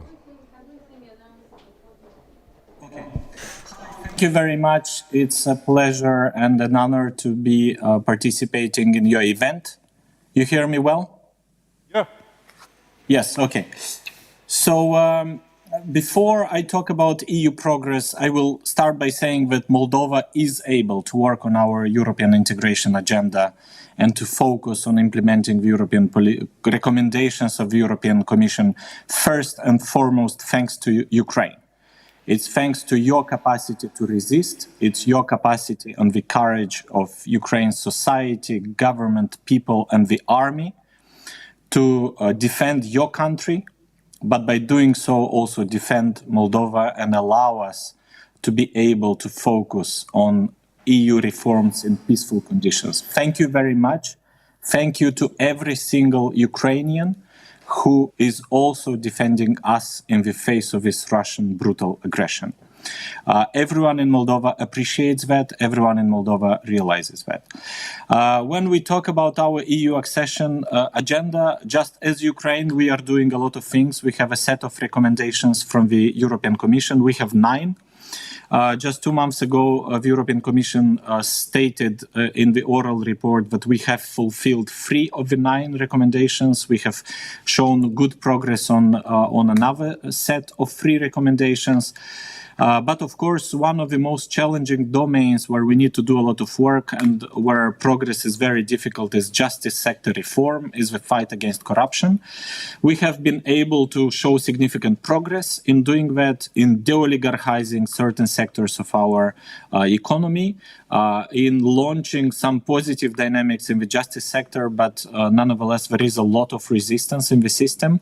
There is a lot of corruption that is still determining and hampering our progress, but nonetheless, we have managed to prove since becoming a candidate country that progress is possible. We have achieved good results, and we are on track to make further progress on the justice sector reform. While we do that, we really work very, very well with our friends in Ukraine. Now in Moldova, I am double-headed. I'm Deputy Prime Minister for European Integration. And here I have my good friend Olga Stefanishyna as my counterpart, but at the same time I'm Foreign Minister. So with Dmytro Kuleba as my other counterpart, we really work very well on the full spectrum of foreign affairs and EU affairs coordination. We have been exchanging notes with Olga and Dmytro, and we have a constant exchange of views. I know you're about to finish the self-screening. We have not started, but already next week, colleagues from Olga's office will explain my colleagues in Moldova, how you did self-screening, and we will take on board your experience. And generally, as we do so, I come with a firm belief that our joint path to the European Union is mutually reinforcing. It's very important for us to and Ukraine to be moving towards the EU, to consolidate our place in the European family of nations. And while we do that, help each other do this as quickly as possible. Yeah, I hear that there is a lot of common with Ukraine. I just want to ask you, what problems do you see on the way? What are the most difficult aspects to reform for EU membership? What does Moldova see as the most difficult ones? So we're structuring our path to the European Union on 3 levels now. The first level is that we are working hard to implement the 9 recommendations of the European Commission. They are mostly focused on justice sector reform, a fight against corruption, and de-oligarchization. And here, as I said, we do have significant progress, but quite a lot of work that remains to be done. We have a lot of resistance from the system, from the judiciary, within the prosecutors, some pockets of the prosecutors' system. So this is where there are some bottlenecks. And of course, in a lot of areas, progress is not as quick as we would like. The second layer where we work very hard is to progress not just on the European Commission recommendations, but on all of the domains and the acquis implementation. We have set up 35 working groups to match the EU accession chapters. We have some 600 people in these working groups, and each of the working groups is responsible for accelerating the implementation of the acquis in Moldova. So we have the second layer is constant progress and acceleration of our implementation of the acquis, besides the implementation of the European Commission recommendations.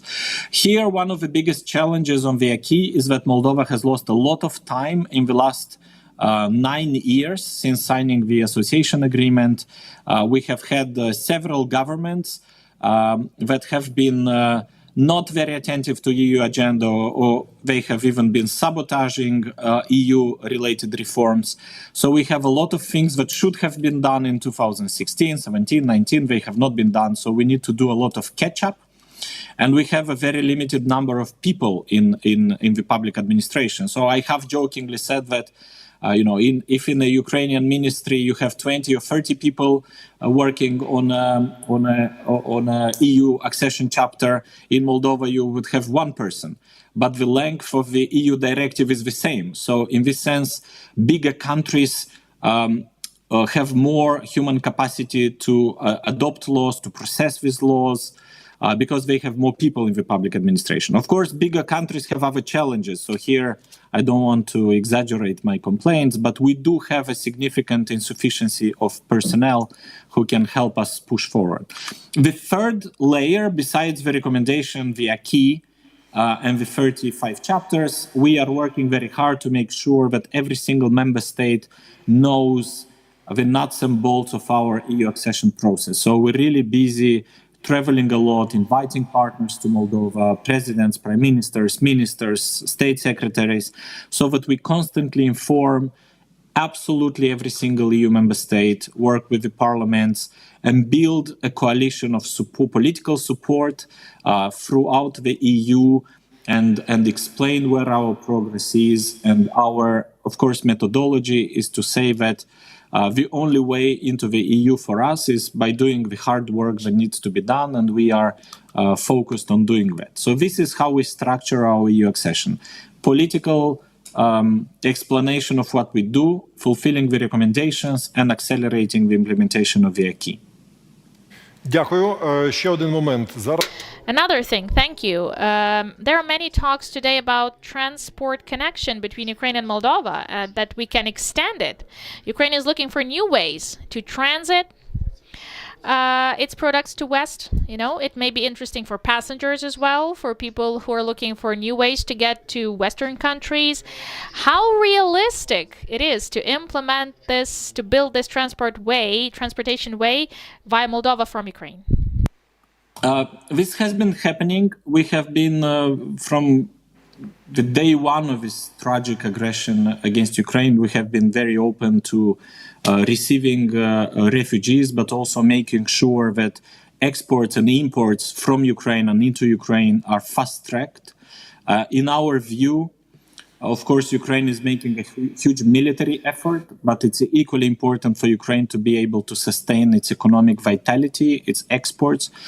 So we are very conscious that Ukraine's capacity to import and export, export grains and cereals, import fuel and other things is a fundamental interest, not just of Ukraine and Moldova. Moldovan infrastructure has not been very well developed, so we've been working, for example, with Ukrzaliznytsa to modernize and unclog some bottlenecks in our railway system. Presidents Zelensky and Maya Sandu have agreed before on building a bridge between between Yampil and Kosauts in Moldova, so we need a direct bridge to Ukraine that would fast track. We have also not introduced any restrictions on Ukrainian cereals.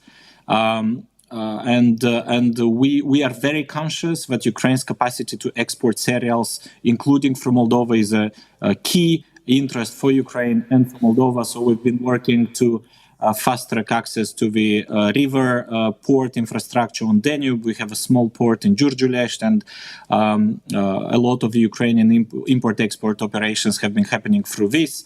We've built a new temporary bridge to Romania. It's a floating bridge, so that we can fast-track again the flow of goods in and out of Moldova, and a lot of these goods are Ukrainian.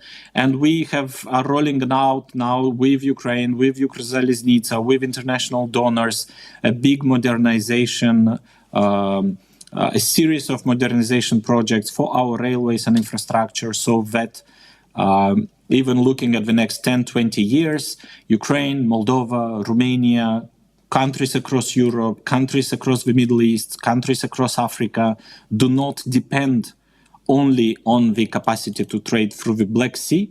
And we want to make sure that there are significant infrastructure development, so that the economic interest of Ukraine in the next 10, 20 years, especially on food markets, but not only, can be ensured through a developed land infrastructure. The same goes for the plans for Ukraine's future reconstruction. I've been to the Ukraine Recovery Conference in London, and one of the small conversations we had is, of course, that we in Moldova want to make sure that Moldova is not an infrastructural bottleneck for the reconstruction of the southern Ukrainian regions, especially of Odessa and Mykolaiv. And this is where we also start working with Ukraine and Romania to make sure that Moldova's infrastructure is as comfortable for Ukraine's future infrastructure and recovery projects as necessary. І останнє питання. The last question, Mr. Popescu. So today we heard figures that Ukrainians mostly are Euro-optimists. So what will you tell about Moldovan Eurosceptics? Do you have a lot of Eurosceptics in Moldova? We have a firm majority of citizens of Moldova supporting European integration, and that has been proven for the last almost 3 decades. We do have pockets of skepticism towards Europe. We still have some sectors of our society quite affected by fake news, by propaganda. But nonetheless, it's very clear that every time Moldovan society has always gone back to voting for pro-European forces, keeping them in power, supporting the reforms process. And even those who are more skeptical of Europe, and I'm saying this in Moldova constantly, even those who are not necessarily the best and most dynamic Euro-optimists want to live in a country that is democratic, that is free. They want to live in a country that respects their political choice, even if the choice is not to want to join the European Union. They don't want to be bombed. They don't want to be beaten up by police, as it happens in autocratic countries.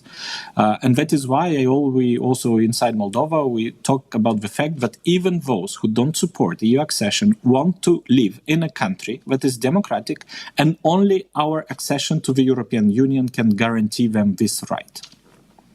Нема що додати. Дуже дякую. Nothing to add. Thank you so much, Mr. Popescu. Thank you for giving your precious time. I apologize for the small delay, but this was important for us to get your words.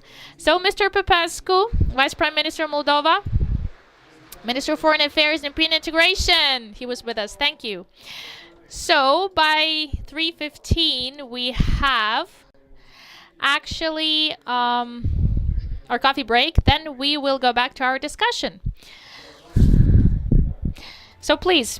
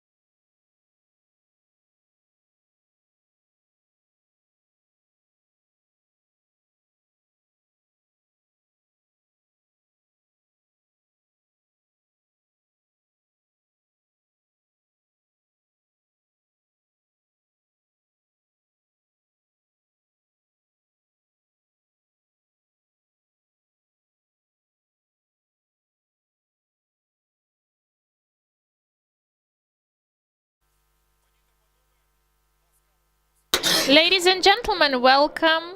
And we are about to start just in a minute.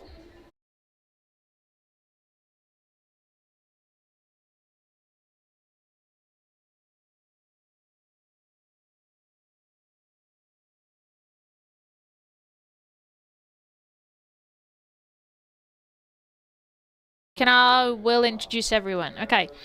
So it's my pleasure. Serhiy Sidorenko, the co-founder and the editor of European Pravda. I guess the best source in Ukraine that actually gives us all the information about Euro integration. So Serhiy, please. I really want all of our panelists. Ladies and gentlemen, you're welcome. You all know who we'll have. I'll introduce them later. So can we have a video right now launched? What average business representatives think about your integration? Colleagues, please.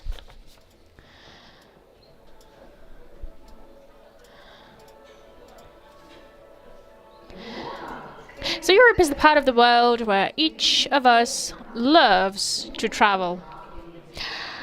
And when we get back home, we always want to change something, always, in our flat, in our environment, in our enterprise, to make it look like really similar to what we've seen. In any case, European integration is about possibilities.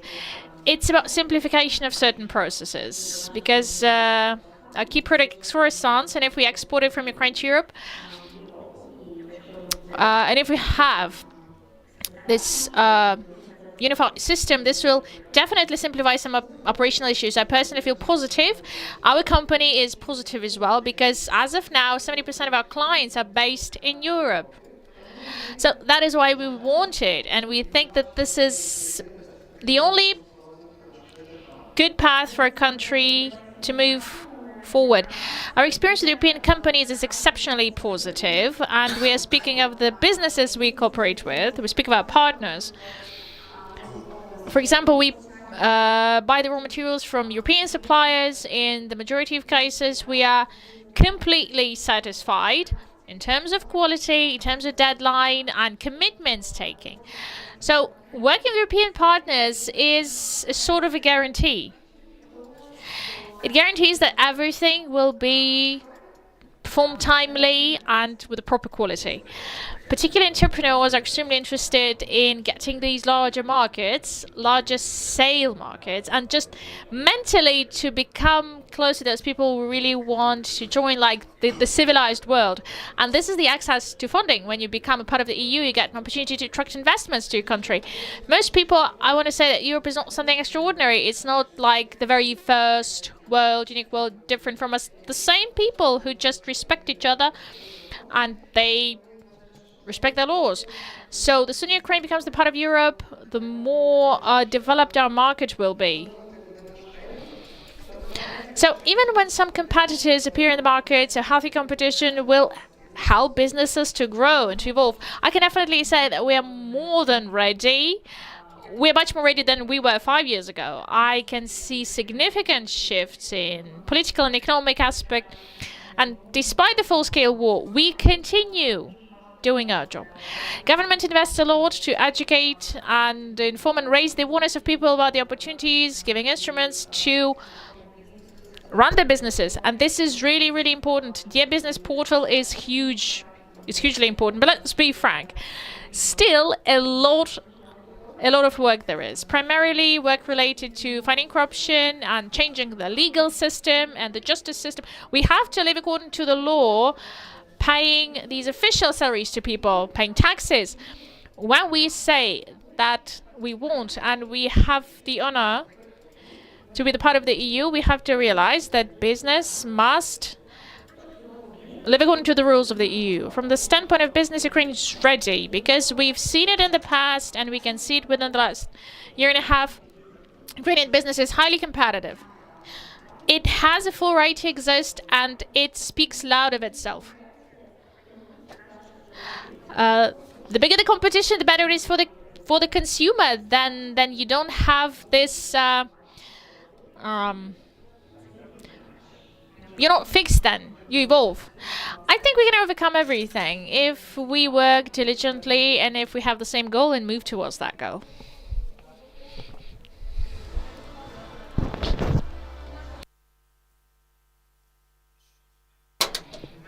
Okay, I really like it. I was listening. I want to stress on two statements, and definitely we'll talk about these statements. One quote is that Europeans are the same people as us. Okay. During the discussion, we'll go back to it. Where we are similar, where we have to change. We are more than ready comparing to 5 years ago. Even during the full-scale war, do you actually agree that we have more of that readiness?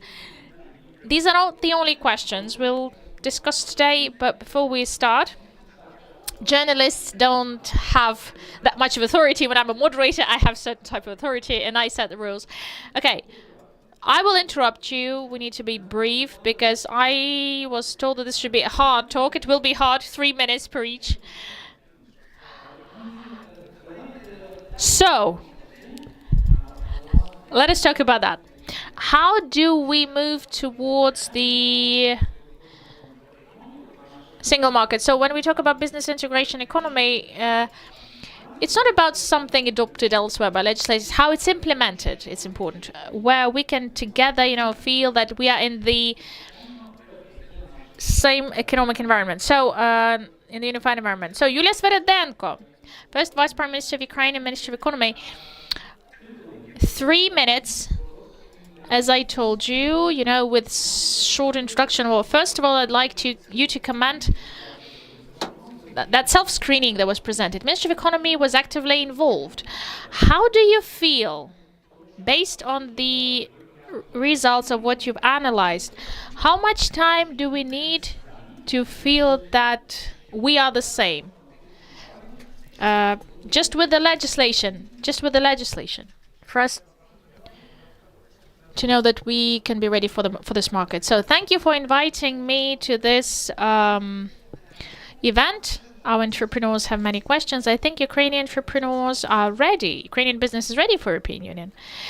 EU has been one of our biggest partners before February 2022, and even now the share is growing in export. And we know that we can adapt, to new conditions, and EU unilaterally took away those duties for Ukrainian products, and Ukrainian entrepreneurs now exported more actively to EU. So, for your question, whether Ukraine is ready and our entrepreneurs are ready, yes, we are ready. I think that we already are a part of the EU, frankly. And we are moving towards it because we are a candidate. This is irreversible.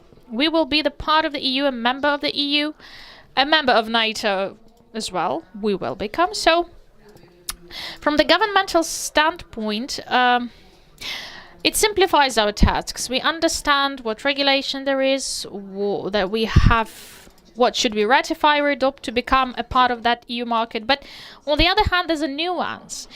What's about the nuance? In Ukraine, we still have the war ongoing. And for us to recover, we have to grow faster than the average pace of European growth is. It will require innovative solutions, which not always will correlate with EU regulations. So there is, for us, it's like an art. It's a sort of an art for us to ensure that we can grow faster than Europe. 2-3%, I mean, because when 29.6 of the downfall, and when we have 3% of growth this year, you can easily calculate how many years we do need to come to the pre-war level. We don't have those years. We have to be more determined, more creative, and that is our task today for the government, to find opportunities on the one hand to get this to harmoniously enter the EU. On the other hand, not to be too strict with our entrepreneurs. For them to have these prerequisites for faster growth. And this is a set of other measures. Okay, thank you so much. Thank you for being brief, Miss Yulia. Rostyslav Shurma. So, as everybody knows, Deputy Head of the Presidential Office. Okay, I'm harsh. What is the presidential office? Nobody understands what that is. Okay, so let us explain. What is the role of your office in economic integration. What do you see as your task? What do you see as your framework for your authorities? I just wanted to make a joke that presidential office, they are responsible for creative solutions. But I won't. Yeah, the Office of Creative Solutions, yes. Yeah, we generate these. A joke, definitely. The presidential office is the body that supports the presidential activity, just like in any country. There's a prime minister's office, presidential office, or secretariat. This is what we do. This is the function. We tightly cooperate with government, in particular with Yulia's bloc in economic policy, the integration policy as well. So I think... well, there was one statement about the comparison of how you can run a business in Ukraine and Europe. So we have a lot of complaints, like it is so hard to do it there, you know, like problems with judiciary and law enforcement. As just a human being, as a businessman, I've been in different markets. Tell me, in the vast majority of segments in Ukraine, even today, it's easier to run business than in Europe. Not in all the segments and sectors, there are exceptions, but mostly when it comes to licensing and permitting activities, regulations, approvals, and so on. So definitely, when we shape our solutions, it's clear that it will be mostly at the expense of private business. Any business, global, national, they can see where it's more interested to be involved, in which markets, in which jurisdictions. So, we have a question. What are the competitive advantages of Ukraine if compared with the EU and EU countries like Poland, Romania, Bulgaria, Hungary, Slovak Republic? Now we practically don't have those competitive advantages. So here's the next question. What can we offer to the European and other businesses to have those competitive advantages? We think we found some.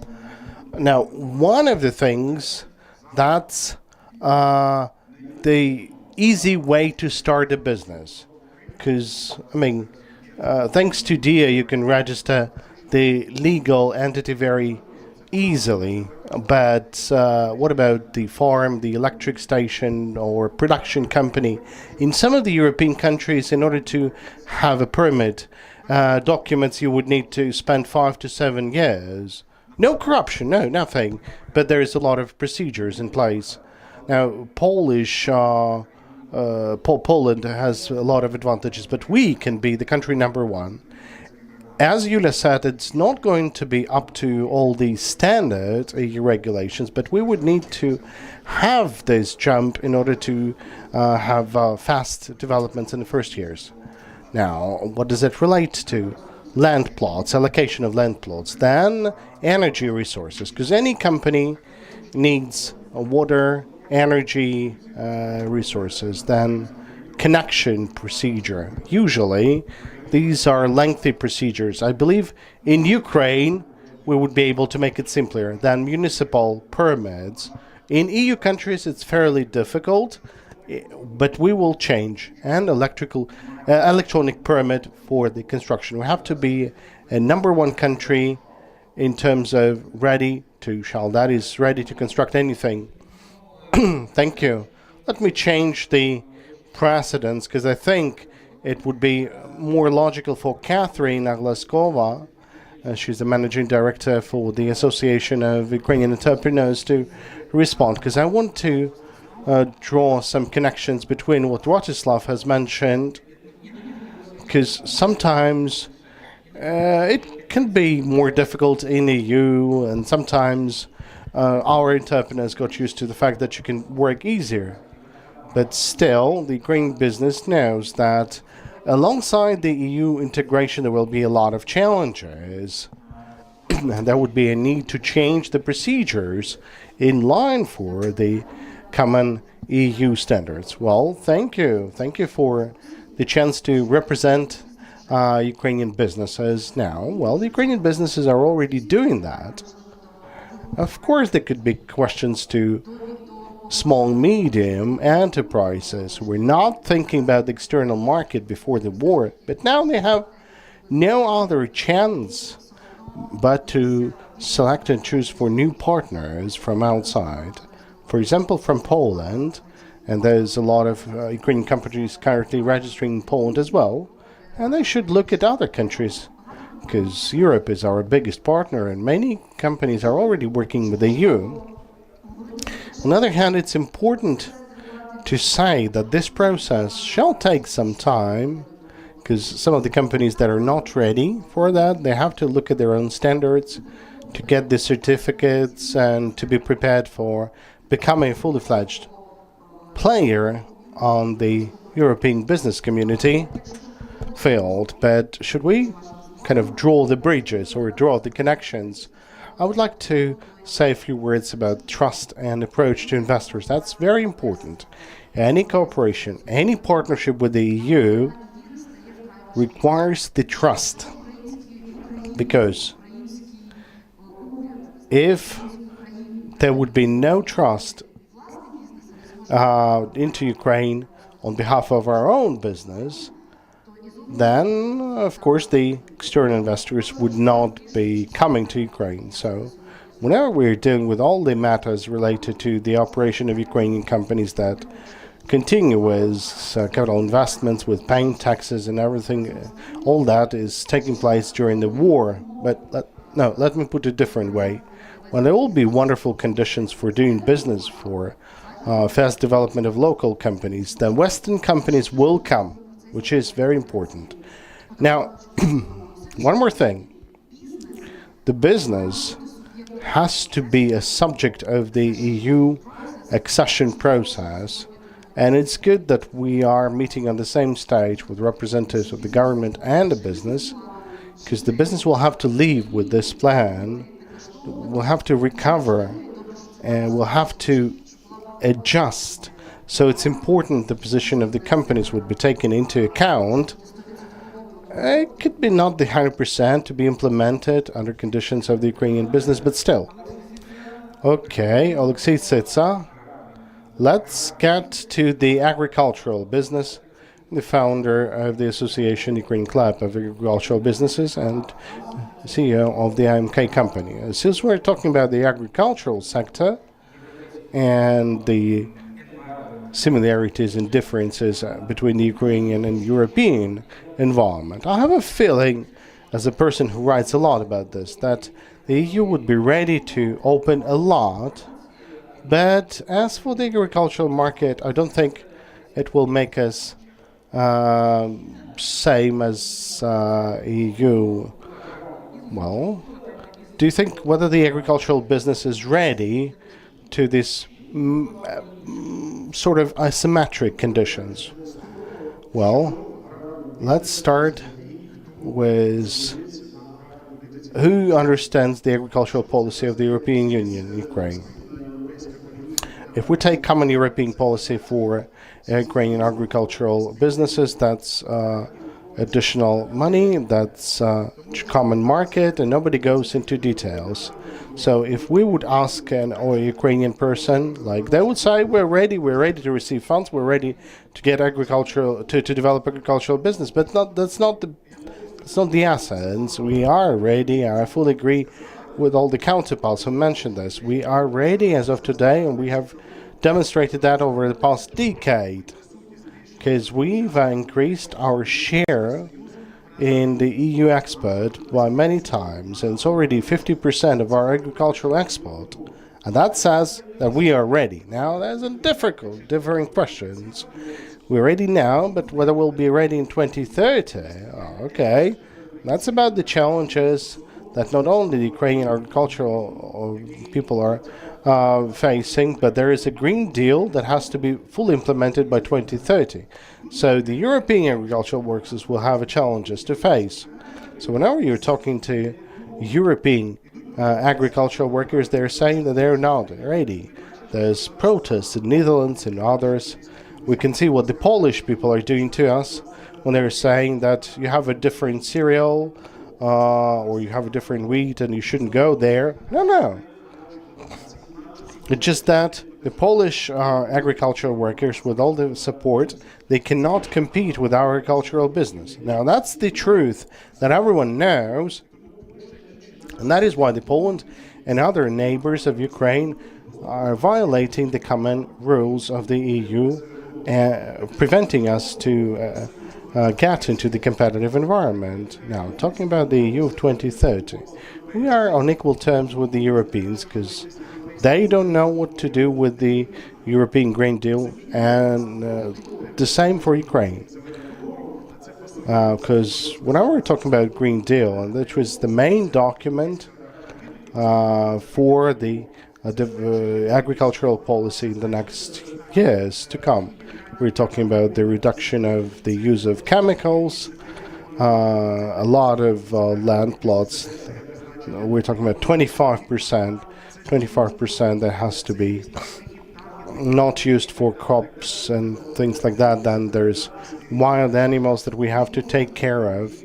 They don't understand how to deal with that. We don't understand to that. So we have a competitive advantage. And I think that will run faster over those 7 years. Now, one question that we need to do now. Online participants. I guess he is here and he hears me. So Renato Antonini, managing partner of the Brussels office of Steptoe & Johnson. If my spelling is correct, Renato, do you hear me? Я прошу організаторів дати сигнал. And could the organizers say if Renato with us? Have you heard what I said? Can hear you. Yeah, super, and you're here. Yeah, I will hear you well. So let's make a tough view from Brussels. You have heard a lot from our participants, both from business associations and from authorities, that Ukraine is ready and Ukrainian businesses are ready. Would you agree with that? Or maybe you see that in some degree Ukrainian readiness is overestimated. So 3 minutes. Well, I mean, the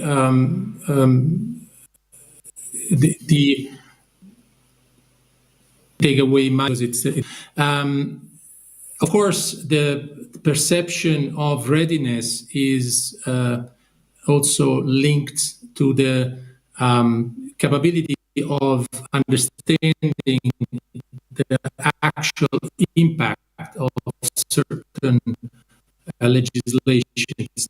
Now, of course, there is some level of readiness because Ukraine has been trading with the EU for a long time. So from that point of view, I would say that those producers, those companies which have been exporting to the EU, they have certainly a good level of readiness.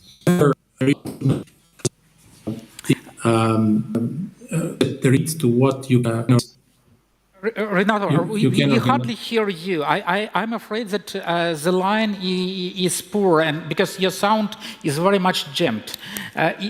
Would you be able to switch, I don't know, to Wi-Fi or like that? Because I hope you hear us well, but you are very jammed. I hear you okay. I will maybe try to switch. Maybe you can go on. Yeah, and I will return to you later, so not to waste time. Yeah, sure. Yeah, thank you. Sorry. So, fellow colleagues, we'll try to return to our guest later on. Let me address the audience.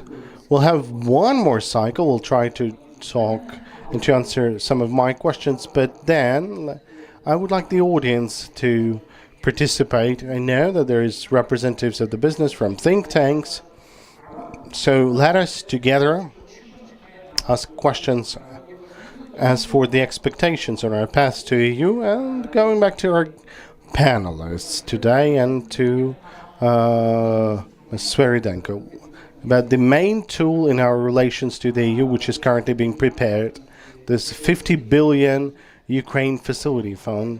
This is something that we can't see till the very end, as far as I understood, but we have to select how we should be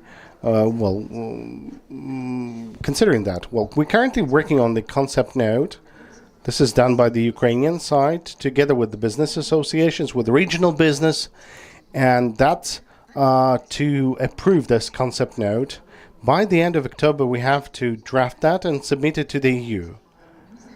I believe that this document is kind of overestimated from the standpoint of the fact that 50 billion is provided like as one tranche. No, that's not enough to cover the budget deficit and to allocate money to support some of the sectors that shall be creating the boost for the economic development. Because only this year, the budget deficit was 42 billion US dollars. And we're talking about 50 billion per 4 years. So our task is for this Ukrainian facility fund, designed to support the macroeconomic stability of Ukraine, would allow us to attract additional money from G7, from United States, because evidently 50 billions for 4 years won't be enough to support primarily the business that, according to all the surveys, say that first thing we need to give them is access to funds. 95% of the loans were provided through the program 579. So a big task for us is to make sure that the business would get long and cheap funds, long-term and cheap loans. So going back to your first question, we need to make sure our business would be competitive on the EU markets. So talking about the timeline, we have to develop this concept note by the end of August. Then starting from September, we are starting to draft the list of sectors and the reforms we need to introduce there in order to get some developmental results. I believe that the KPI of our economic development shouldn't be 2, 3, but 5, 6%. So inside of our team, we said that, well, our ideal situation, we would need to have a development of 10% per year, but that might sound ambitious. I have to specify this thing with additional sources of funding. Are you talking about sovereign funds, or do you think that there will be investments during the martial law period? Well, I can tell you what the European partners are saying. They're saying that 8 billion out of this 50, they should be provided as guarantees. I'm talking about the additional sources of funding. Well, this would be grant funds. That's the optimum case for us to support the Ukrainian business in some of the sectors. I think Richard and our partners will complement that. I believe that the main philosophy for Ukrainian development should be the processing of everything we can. Agricultural processing, wood processing, steel processing, any type of processing. Now, the Office of Creative Solutions, a question for you. If we're searching for external funds for our business, how do we convince, and are we able to convince the foreign partners to fund our business and not their business coming to Ukraine? Well, we have a very pragmatic approach by our partners. Let me compliment Alex. When we're talking about the integration of the European market, we can see industrial lobby, agrarian lobby, then steelworks lobby, and we'll be facing a lot of obstacles, even though these are the two sectors where Ukraine have a natural competitive advantage. And the same goes for promoting interests of the European business. Surely, every euro, every dollar they give, they're trying to give together with corporations, and that's in the form of funding their own projects, which is normal, pragmatic approach. But then the question is how we are building the formula for cooperation with those corporations. And I believe that the Ukrainian business can find itself in joint ventures, in the supply chains, and in many other projects. And if the Ukrainian business will be able to offer some competitive projects, then surely the financial institutions would fund these projects as well, but we have to be realistic. As long as the active phase of war is in progress and there would be no security guarantees, we won't have any significant foreign capital. We clearly understand that. We talked to all the major private institutions from EU, from US. We talked to asset managers, to hedge funds. So everyone are very cautious in terms of their approach to Ukraine. So the only capital we can count on, that's the concession capital of our partners. That's part of their budgetary money, or kind of auxiliary budgetary funds in the form of guarantees that shall be funding different private or semi-private projects. And surely the scale will be limited. After the victory, when there will be security guarantees, when it will uncover all the potential, there will be a significant inflow of all types of funds. That could be passive funds and active funds, in order to kind of use all those, in order not to prepare the plan for 3 or 4 years, as it was for the Marshall Plan. We are working with different funds, like Ukrainian Development Fund, that shall be Ukrainian DFI, that to cover the segment which is not provided by the BRD, IFC, due to their risk policies and funding focuses, will large exposure on equity, not loans, with the with the engagement of JP Morgan, BlackRock, and other financial actors. We're also working on some similar tools in order not only the international business but the Ukrainian business to receive some liquidity sources. Again to Renato, maybe the line have fixed itself. Renato, are you with us? Yeah, so we see you at least. Please say a word. Yes, I'm here. Can you hear me? Super. We hear you well. I will return to my initial question, but I will ask you to be very short. So do you see that Ukrainian business is to some degree overestimating its readiness based on how Ukrainian business already do work on the EU market? We have heard what you said, so let's continue from the point where it was interrupted. So basically, I think that you should consider two main elements.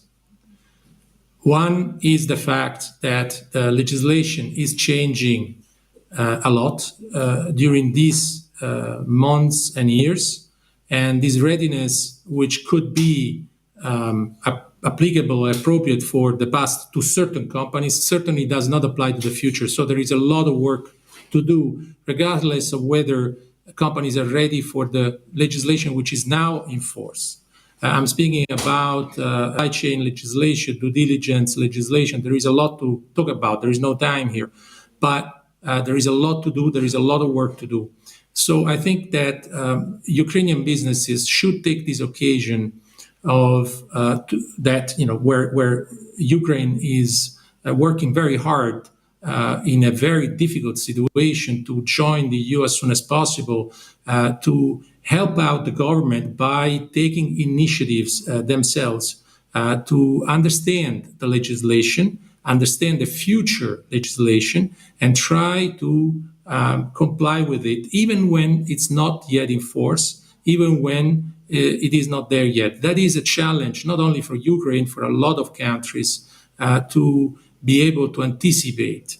And if Ukrainian businesses will be able to do that, that will make a big difference. Thank you. Thank you. So we return to our panel. Alex, Alex, as for the agrarians, and talking about connections, as Yulia have mentioned that we need to have added value products, in my understanding, it happens so that our major export is unprocessed products. So how can we shift that in order to export more of aggressive products with added value? What are we lacking? Do we lack funds? Anything else? And how the EU might help, for example, in the frames of this facility fund? Well, we are lacking four things. First is the markets. If the EU or if we shall become a member of the EU, then we can provide not only Europe but other countries with significant level of processed products. So I don't see any problems with that. So the market is first thing. Second, we need project funding because currently the Ukrainian agrarian sector, they don't have a chance to have loans under the mortgage of long-term construction projects for 5-7 years. Because if we start processing, we need long-term loans with a long repayment period. So we need to have project funding better without any mortgages and with certain grace period. Third, we need to think on how to make labor and migration policy in a way that it would be easier to have high qualified labor for Ukraine, and fourth is the technological process or technological progress. It won't come on itself, and in our situation, not only during times of war, but over the past 30 years, I wouldn't say we have a lot of technical progress in production and processing. So we need to start partnerships with Western companies. If we'll fulfill those four aspects, which is possible, then I think in the nearest 10 to 12 years, the level of processing of our products will increase by many times. And you can believe me that European products will be available on the European markets. Now, Katerina, no more breaches, but a philosophical question. Any myth that Ukrainian business have in terms of integration? Now, because you talk to them. Now, do you think there is any misunderstanding on their part? Any myth? Well, the first myth is that, but it's kind of a two-sided one, because on the one hand there is an expectation that everyone is happy to welcome us because we're from Ukraine and there's places on the shelves and everyone has to cooperate with us.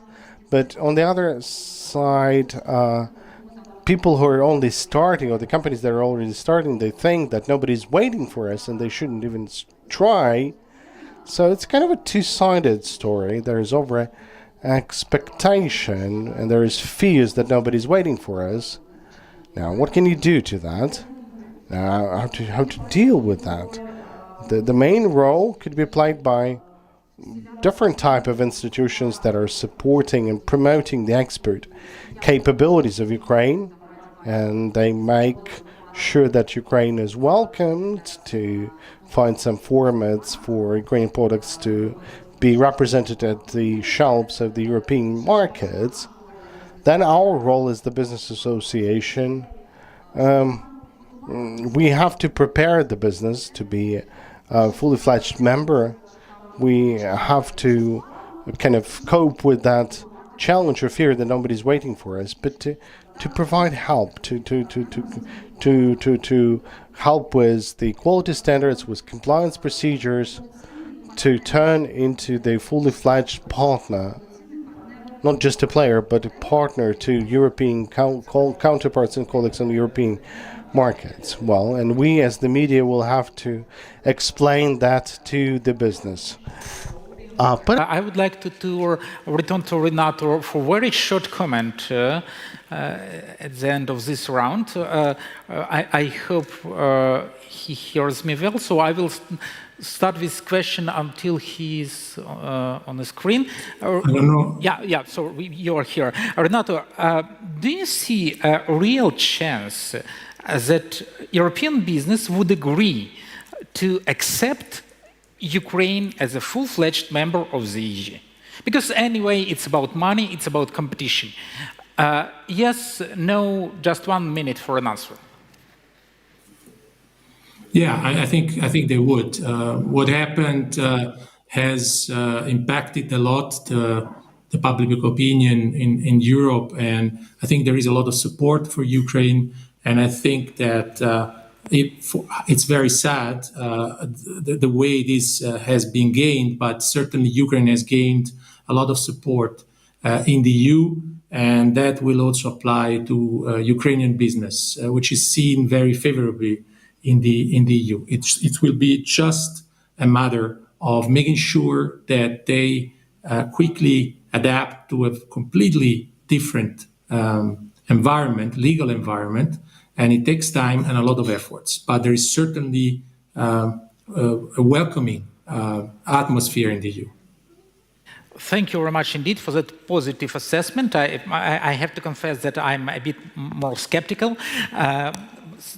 Колеги, я запрошую So I can see Ihor is raising his hand. So please hold him the microphone. Thank you for this interesting session. I have two short questions. First question to Ms. Sviridenko, and the other question to the business. A question to the Vice Prime Minister. When we talked about the accession to the EU, we said that working fast should not affect the decision-making process. And we heard a lot that we were too fast in joining some internationalization. We need to review something. Do you share this point? Because a lot would depend on that in our strategy. Question to business. I don't know, but I'd like to know that there's new standards business that's very good. We're talking about future, but at the same time, currently on the website of the EU, there is a lot of directives discussed by the business of the EU and third country businesses. So there is a chance to have an impact on these discussions. Do you have any examples of Ukrainian businesses participate in the discussing of the EU legislation? Okay, I'd like to have a straightforward response to that. Well, I believe that we have to be faster with those processes. Surely. There's many concerns that we've already mentioned that we have to keep in mind the fact that we need to recover. And for that, I agree that we need to liberalization of the labor legislation. We need to have a certain transitionary period for certain regulations, and we have to be very honest about this to our partners during the negotiations. But that shouldn't be an obstacle for our Euro-integration endeavors. We have a clear plan, and we have Olga Stefanishyna here with us. She has already mentioned this, that our task is to start the negotiations and to move faster along the Euro-Atlantic track. I would like to add two things.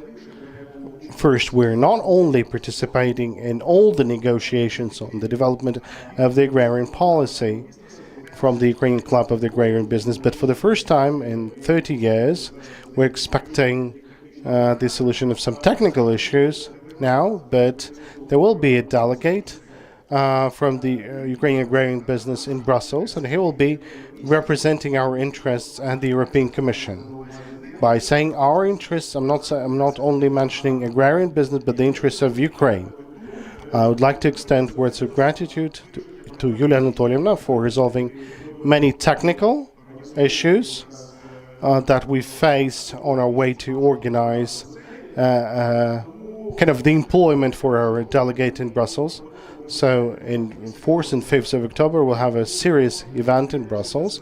We'll be inviting not only the representatives of the European Commission, but representatives of different authorities of countries importing Ukrainian products and have an impact on the agrarian policy. So starting from October, we would like to start very serious high-level negotiations, and we'll have representatives of Ukrainian authorities, representatives of associations, and representatives of the business.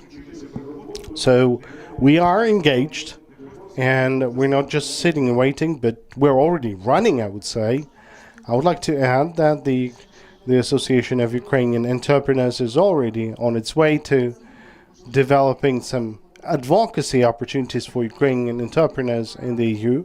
We're opening a representation office in Poland. We have a partnership network of associations like ours. Besides, I participate in different roundtables and discussions on the cooperation between Ukraine and EU countries on business. Maybe I would be able to join your event in Brussels. Let me abuse my role as a moderator, even though there is a questions from the audience. So a short question with short answers. Well, you were saying that our business is far more engaged than in case of the association agreement, but still, we had different thoughts on the first panel about what is the accession negotiation. Some things that this is an adaptation of the EU legislation. It's not the EU coming, it's not to Ukraine coming to EU, but different. So, what do you think of that? I think it's the negotiations where we have to search for a consensus. We are a country at war. We have to recover or build the country. We have a lot of issues, so there has to be negotiations on our terms. Okay, any other points? As for the agrarian business, I would like to say that, well, we couldn't cheat. We won't be able to cheat, so we'll have to take the conditions that are already registered by the EU in their Green Deal. Catherine, I support the negotiation process. I believe that Ukraine has the right and has to use this right to protect our own interests, because we have demonstrated everyone that we can demand for special conditions. I support the negotiations in favor of Ukraine. It could be a bit painful when it would appear that European Union is not coming to Ukraine or is not entering Ukraine. Natalia Makovska, former trade representative and expert in the development of Ukrainian business. Well, Alex just took the question out of my mouth, because we are joining EU and not a single association as of now doesn't have an office in Brussels, and that's kind of a very bad. Alex, you're too late. Well, you are kind of late, just as all of us. And I think I have a question to the openness of Ukrainian government. I kind of regularly criticize the government, but whenever we're talking about the cooperation between the government and business, we have a very good cooperation. I have a call, not a criticize, but a call for Ukrainian business to wake up. If we are joining the EU, then within half a year, all the leading associations would need to start their offices in Brussels. That's not one person. That's an office with people who understand what's happening, with local staffs. If we're talking about negotiations, then we'll have negotiators who have already had negotiations with 10 countries or more. It's not a game, it's about our future. So a call upon our business. We have our time, and we need to use this time as much fruitfully as possible. And of course, I'm ready to tell how this could be done effectively. Thank you, Natalia, for this shift of balance towards the point that it's not the EU coming to Ukraine, but Ukraine coming to EU. Okay, any comments? If possible, just a short response.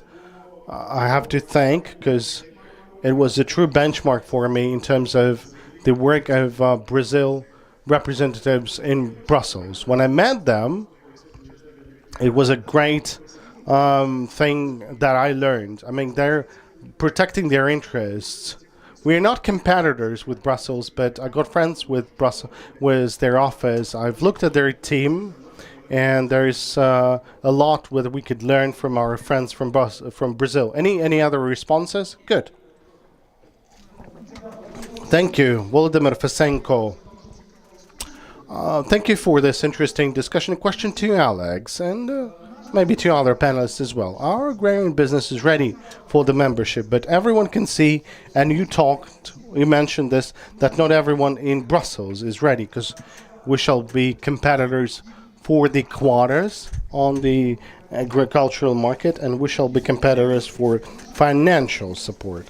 Now, does the government has any strategy to overcome this pressure from the Polish government, Polish maybe society or companies? I think that would be a challenge during the negotiation process. And Rostyslav mentioned that steelworks might have issues with that, maybe other sectors as well. So as two problems. Maybe there are other problems that we would face significant kind of opposition. And do you develop any strategy to counter that?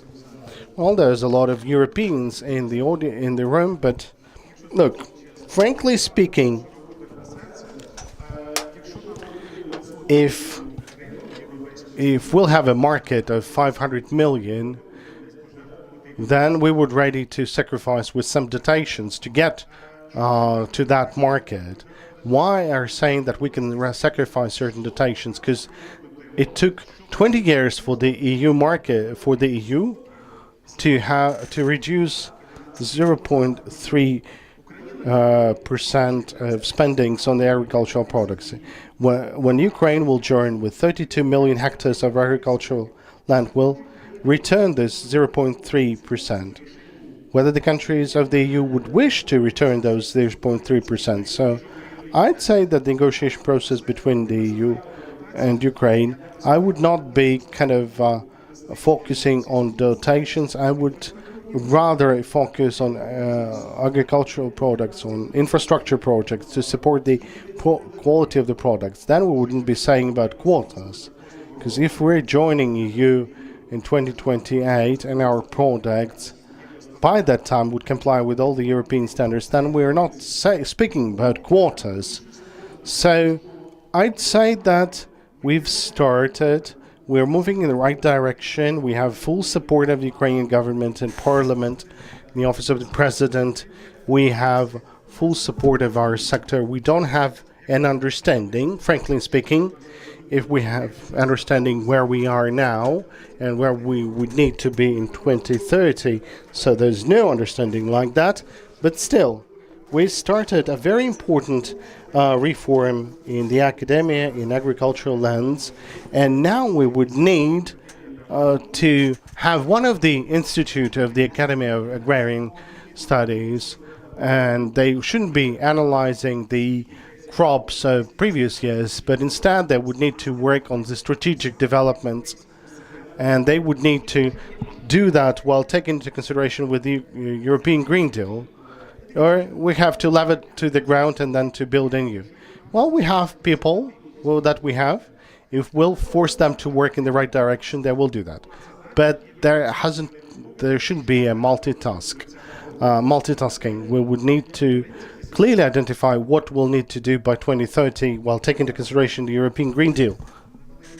As just a small comment on other sectors, we've mentioned steelworks. There's a different situation if compared with the agrarian sector. I don't think that we'll have an access to the market. The problem is about the Green Deal, because there's an industrial revolution which is taking place, and there will be only green metal produced by different technologies, by different production facilities.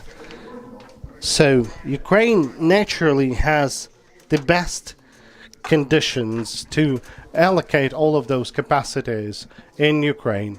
That's a long-term competitiveness and the stability of our economy. The problem is that it's not like an easy business project,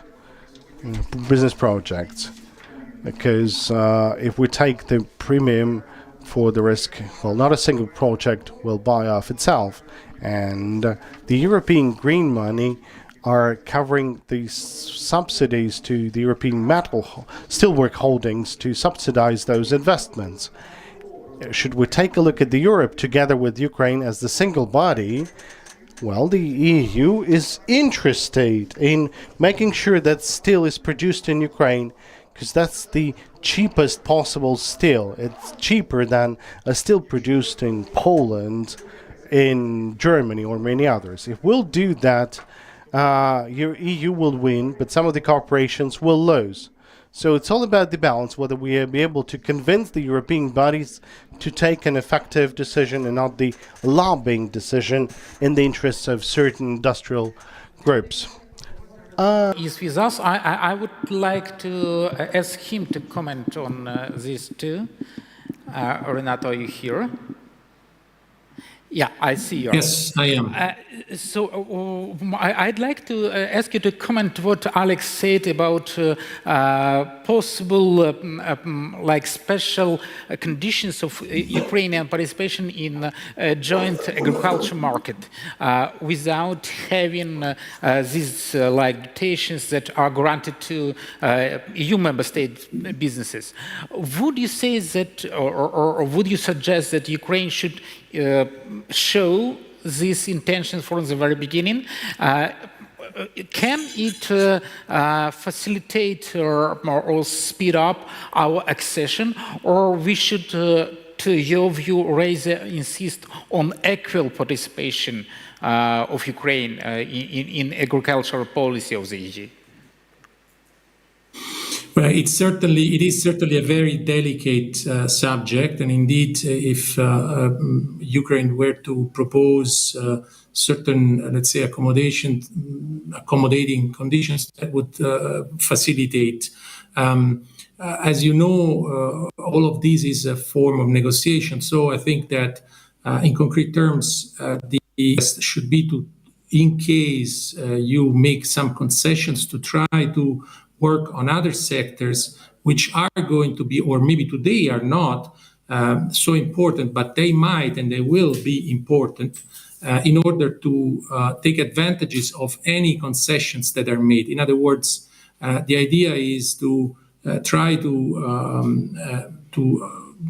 intervene not only on what is already in force, but also what is coming. So the future of the legislation which is being proposed and discussed at this stage at the European Union level, where there can be important impacts not only on agriculture, but also on other sectors. And a follow-up question: do you see, and could you name sectors that are the most difficult, or you expect them to be the most difficult on negotiations to have a joint single market? What aside of agriculture, maybe some services, or if you have some ideas? Well, you know, with the single market, in reality, you will have a sort of one market. So the sectors will not be impacted. What I'm talking about is more which will be adopted at EU level, which will impact, for instance, the supply chain and certain functioning of the business. And that will play an important role during the next decades, and they are in preparation. So I'm sure that the Ukrainian government is looking into a lot of these items. So in reality, to try to answer to your question in concrete terms, once you join the EU, there are no sectors any longer, unless you are making certain concessions, like the Ukraine considering at the moment. But there are certain areas where the legislation is in preparation, and there Ukraine could play a role in trying to obtain certain concessions for area of business which are important, or which they consider could be important in the future. Thank you very much. I'll go back to our panel with a fairly similar question. So let us try to have a brainstorming. Which sectors would be the most difficult for the negotiation process? I can give you one example, one of sectors. I'm not an expert, not a public official, but I would say that there could be problems. I'm talking about transport, because we have this transit visa-free regime, so to say, which is temporary, and I'm not sure that we will have the same after our victory, and I believe that Poland, which is creating obstacles for us in terms of the agricultural import, I don't think that they would support the free access of our transporters to the EU market. Maybe you can offer other sectors. Maybe you would disagree with us. Catherine, maybe we could start from your side. Well, it's hard to add anything to agricultural sector, but except for agricultural sector, I agree with transporters. I think pharmaceuticals could be the other sectors. Alex, talking about the agrarian, anything more specific than that? Well, I don't see too much of a problem with transport. We would simply need to fulfill all of the terms and conditions in the EU. That takes money, but that's not a very significant problem. I don't see any significant challenges. I agree with Catherine. There would be problems with chemistry, with pharmaceuticals, with water consumption. We will be able to, just a couple of words, Rostyslav and Yulia. Well, I'm looking at this from a different perspective, from the perspective of kind of fight for the investments, because now we have this green transition, and we're talking about the construction of new capacities, and there's no problem with labor. The problem is all about the capital and the possibility of attracting the capital. And from what we can see is that you will have a straightforward policy to localize everything within the existing territory. And Ukraine is an interesting supplier from the standpoint of resources. Yulia, just a couple of words. I will give you one word. The topic that we haven't raised today, but it's crucially important. I can see the major risks in that. I can see risks in terms of human capital.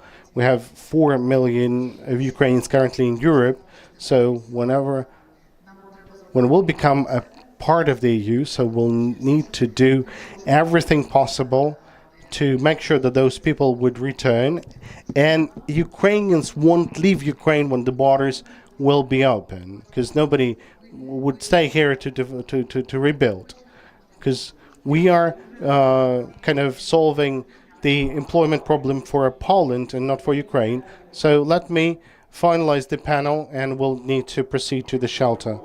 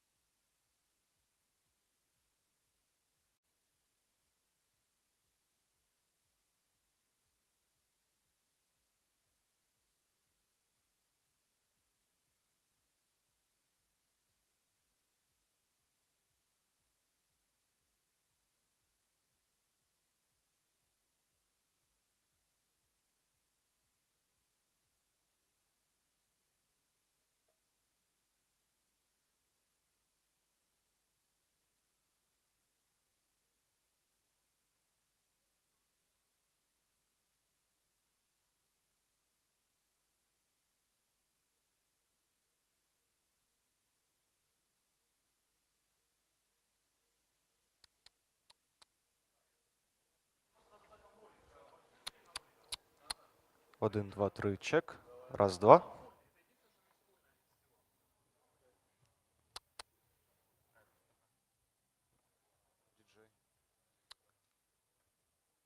Раз, два, три, чек.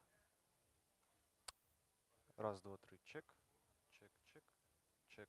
Раз, два, три.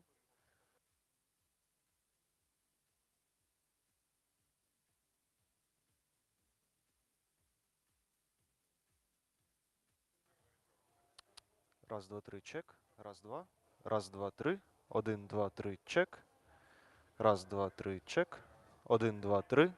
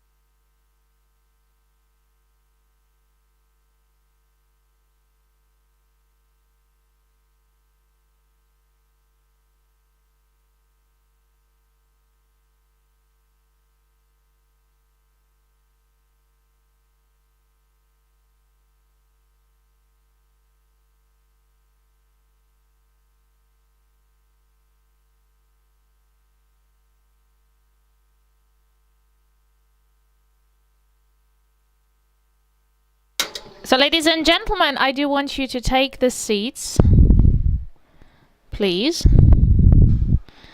Let us return.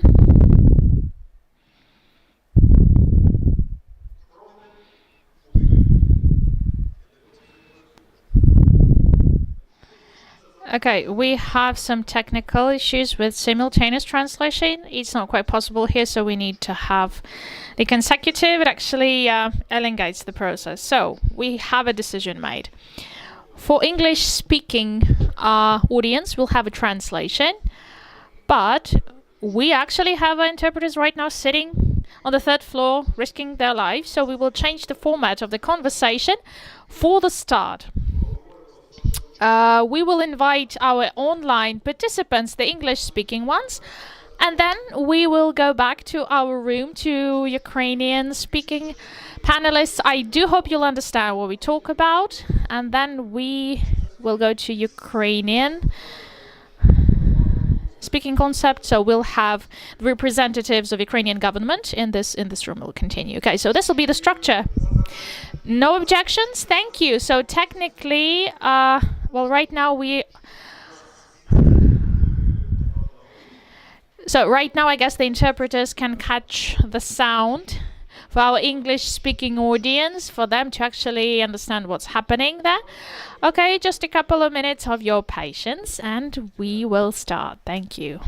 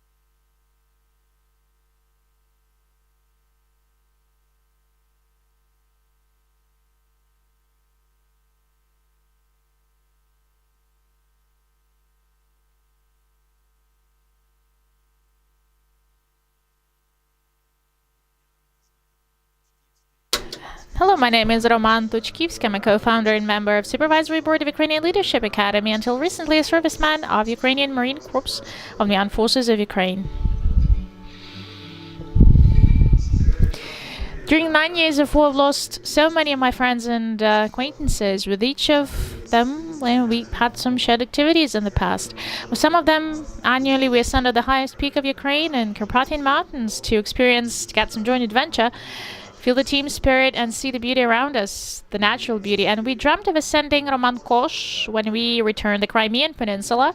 People who love us always want us to continue moving forward. Death doesn't change anything. Death only makes things clearer. Fairness is being thankful for and to those who loved you so much they gave their life for you. Fairness is being brave, cultivating the ability to love and care more than anyone else. Take responsibility regardless of what other people do. Motivating and inspiring others. As they say in the Marine Corps, do not hesitate to live.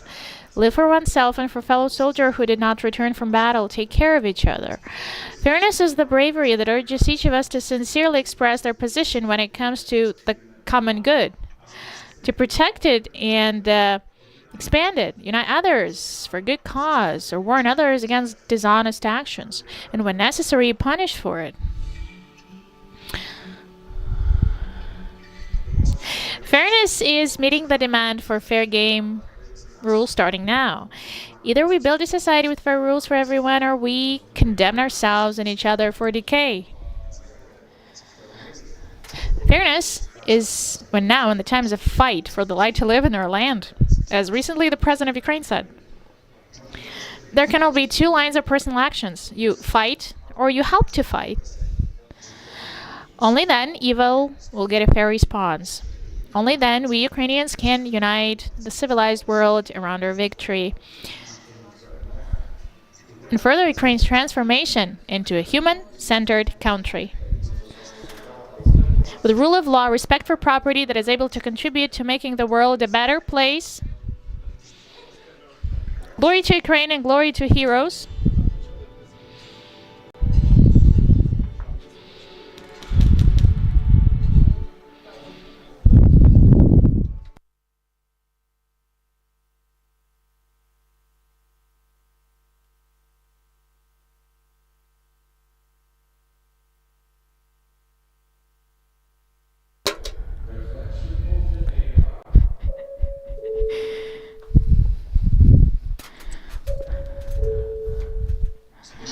Okay, so we stay in shelter and we suffer. All right. I punish myself. Okay, as Taras Shevchenko said, I punish myself, but I don't regret. So now we'll talk about fairness and justice and legality. So the demand for justice, how it correlates with our Euro integration rhetorics. We're expecting Denis Maluska, Minister of Justice, coming to us, the whole state power system has worked like everybody's sitting in shelters now, so Denis will join us later. I can see Denis Maslov, head of committee on legal policy, Verkhovna Rada of Ukraine. Denis, please. Welcome.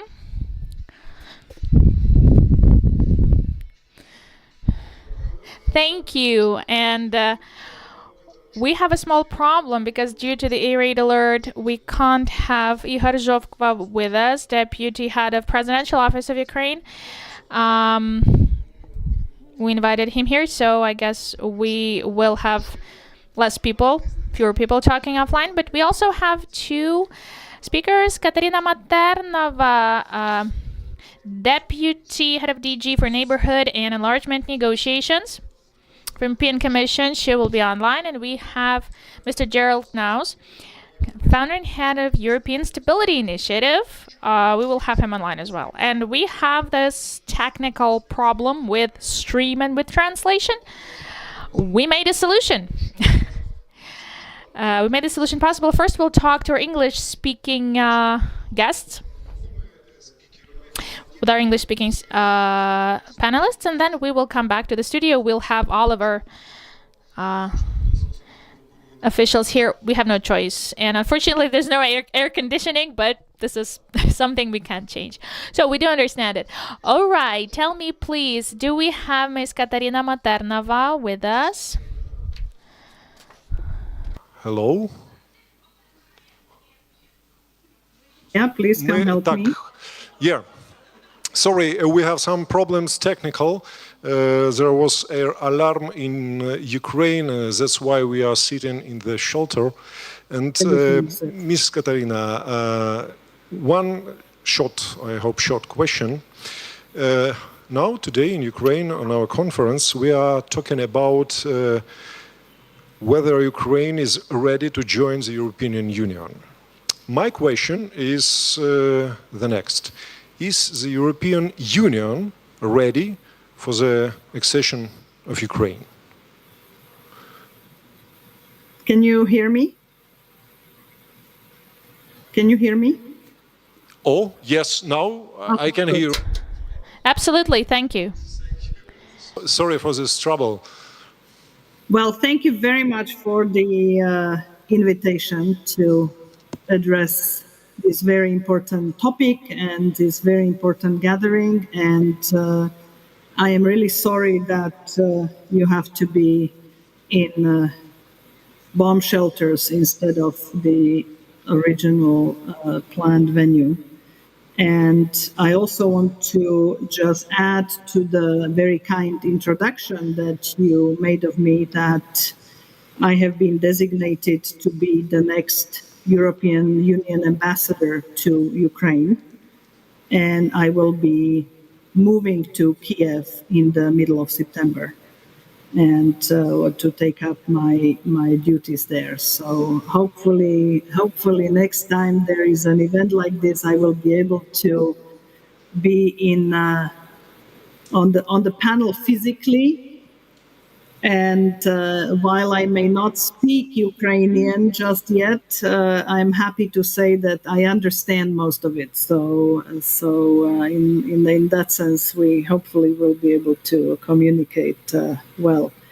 Now, to your question, is the European Union ready for Ukraine's accession?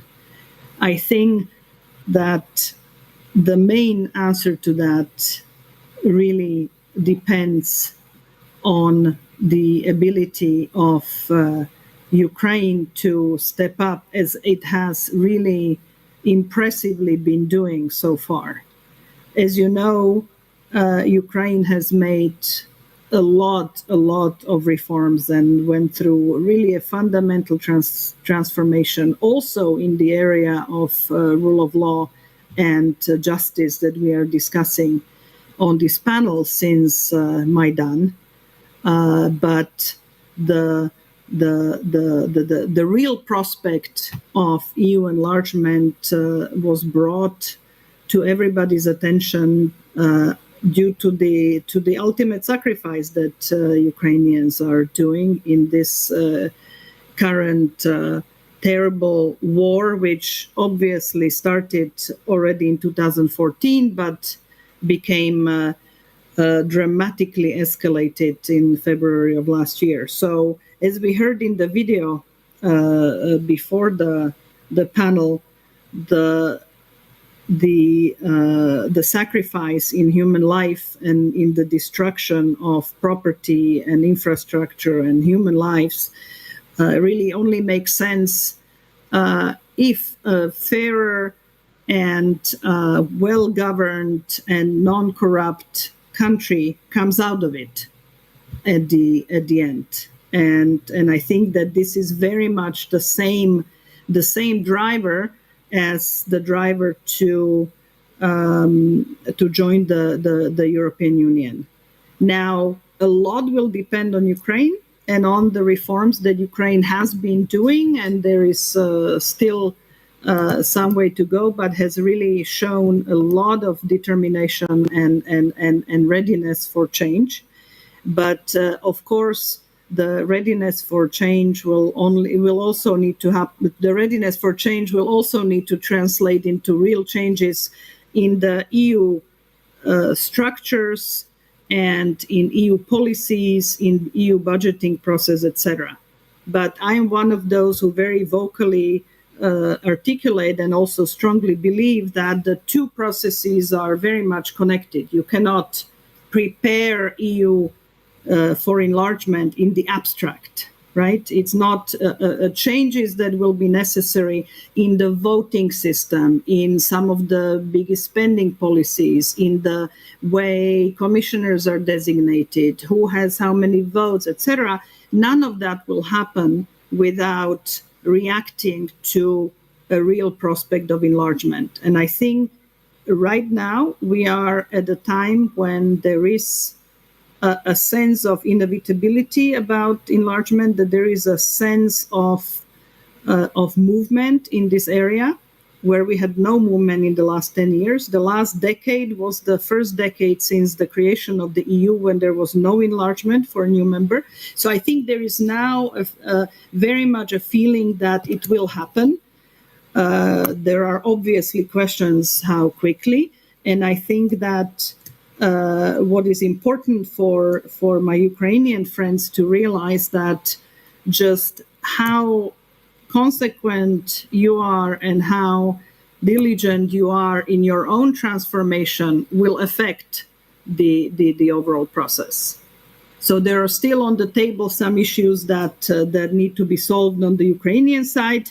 And I was just interviewed this morning by a journalist what I think about the prospect of opening negotiations in the winter. It's not a done deal, but I think the real prospect is there. But still a lot will need to happen both on the Ukrainian side and on the EU side before that. Sorry. Okay, it sounds optimistic, but one more question. Cautiously optimistic. Quick negotiations of the accession of Ukraine may disappoint some of Western Balkan countries. Could this be a problem for the European Union? Look, I think that the disappointment that some felt was already a year ago when the three Eastern Partnership countries, Ukraine, Moldova, Georgia, received European perspective, and Ukraine and Moldova candidate status. There was some reaction to it in some Western Balkan countries, but I think that all of us reacted to it in the following way: that the momentum that especially Ukrainians' bid for membership has created, as I was just discussing with your first question, I think is something that is helping the Balkans as well. I mean, let's face it, the enlargement process was stuck before, and now the new momentum will help all of the countries that are in the enlargement process, and actually it will create a little bit of a competition in terms of reforms and changes, and I think that can only be good. Okay, thank you very much for these words, Katarina. Це була Катерина Матерна. This was Katerina Maternova, Deputy Head of DG for Neighborhood and Enlargement Negotiations of European Commission, and we have with us Gerald Knaus, Founder and Head of European Stability Initiative. Yes, hello. Fine, thank you. Two short questions, if you will be so kind. For your opinion, which is essential in the process of expansion of the European Union for Ukraine? Interesting. Well, first of all, thank you a lot for this opportunity. And like Katerina Maternova, I would very much like you, and I hope there will be an opportunity very soon. All of Europe admires what Ukraine is doing, and in the field of enlargement, it is very clear, as Katerina Maternova pointed out, that we are talking about enlargement seriously today in Europe again because of Ukraine, because of the vision of your government and your civil society that is pressing for this even at a time of war.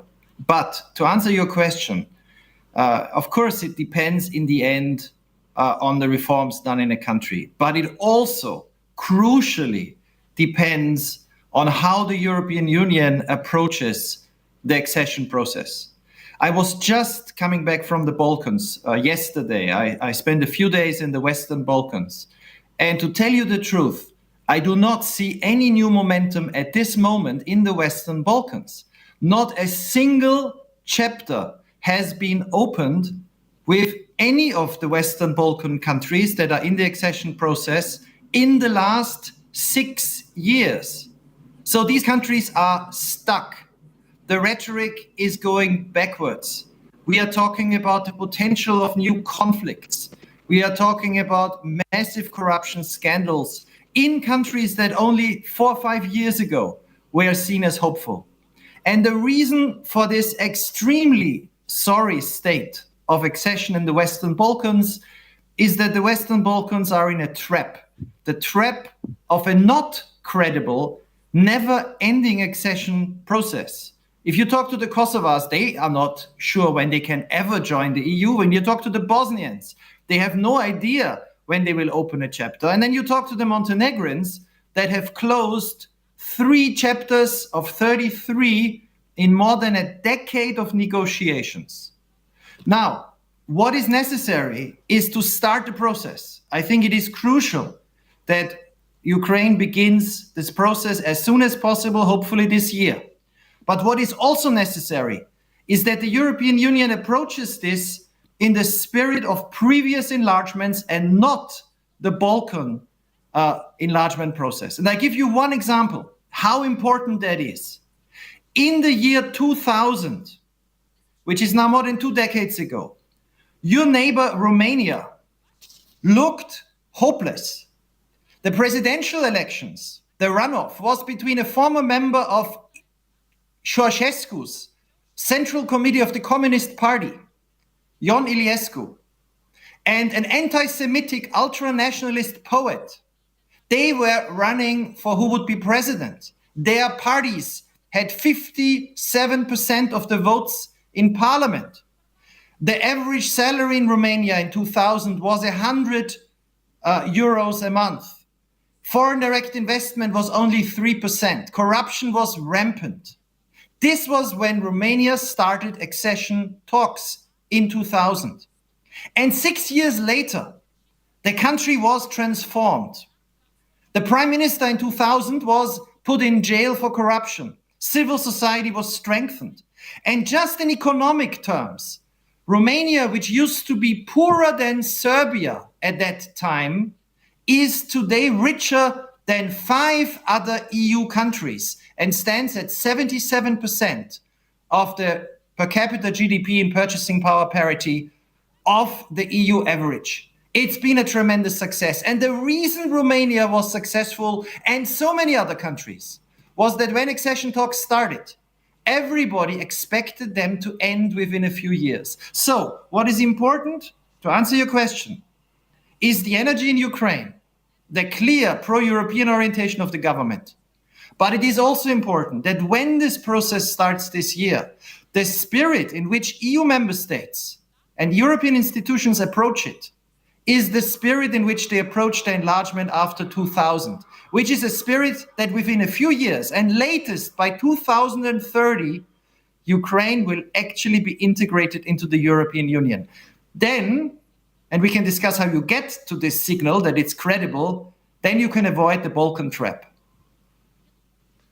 And in your opinion, what is the biggest advantage and the biggest problem on the way to the United European Union for Ukraine? Well, I don't think there's ever been a candidate with the kind of aggression, the fact that you hold conferences like your conference under the threat of being bombed with part of your territory occupied. I mean, this is absolutely unique. And that also means that in many ways, the European Union really must take this into account when it says, you know, is Ukraine ready to start accession talks? Of course, you are as ready as Turkey was in 2005 or as Romania was in 2000, because the conditions under which your reformers are working are unprecedented. So this is, of course, a huge drawback to work on the details of EU legislation while you also have to fight this war. Your biggest advantage, really, and I don't say this to flatter Ukrainians, but I'm here in Berlin, and the delegations that come from Ukraine, ministers, when your president comes, but also a succession of civil society representatives who plead, talk about Ukraine, talk about what Ukraine needs. They are among the most impressive delegations that members of the Bundestag, ministries here in Berlin have seen in years. They come, they are focused, they know what they want. They know why this is important for the European Union. They're eloquent. I think your biggest asset is not only the story you are telling, because there is a reality behind that story. It's the enormous energy in your society, that what you are doing is really decisive for the future of the whole continent. And if Europeans see that, they will support you. And that has, of course, happened until now, and it needs to happen even more in the next few years. Thanks a lot, Mr. Knaus. Gerald Knaus, засновник і голова Європи. Gerald Knaus, founder and head of European Stability Initiative. So we have our participants. Mr. Zhovkva, I guess, cannot join us right now. Well, but we can join people from the hall. We'll have more time for questions. We will try to have a question-answer session right now. Okay, so we will talk about fairness and legitimacy, okay, and justice. Okay, my English was so poor just to hold this discussion right now. Yeah, as a dog, I understand everything, but it's hard to talk, hard to formulate. Well, but the issue of Western Balkans in Ukraine, okay, it's about fairness and justice. Like, okay, we are all equal when it comes to EU accession. So they started earlier, so theoretically they should already be there, but it's not the case. Alrighty, so when we talk about justice and fairness, let's start with Mr. Maluska, Minister of Justice. So, personally, since February 24, what I've been amazed with, considerations that human rights, which are the priority in EU, in Ukraine, well, we guarantee with the constitution, and we actually fight for human rights to be protected and enjoyed, for us to have those rights guaranteed by the state, and obligations, of course. But in order to protect those rights, during the martial law, we have to limit the rights, okay? And these are limited by constitution and legislation, bylaws. Okay, for example, man cannot leave Ukraine and go abroad, men of certain age, and also limiting the freedom of speech. We can give a whole list of that. You as a minister, what is your vision? How can we avoid this ambiguity? And we may actually get used to these violations of human rights for the sake of something else. We have one microphone, so I will give you mine, okay? Good. Thank you so much. I was warned I'm gonna get some complicated questions. For the question. Not an easy one, of course.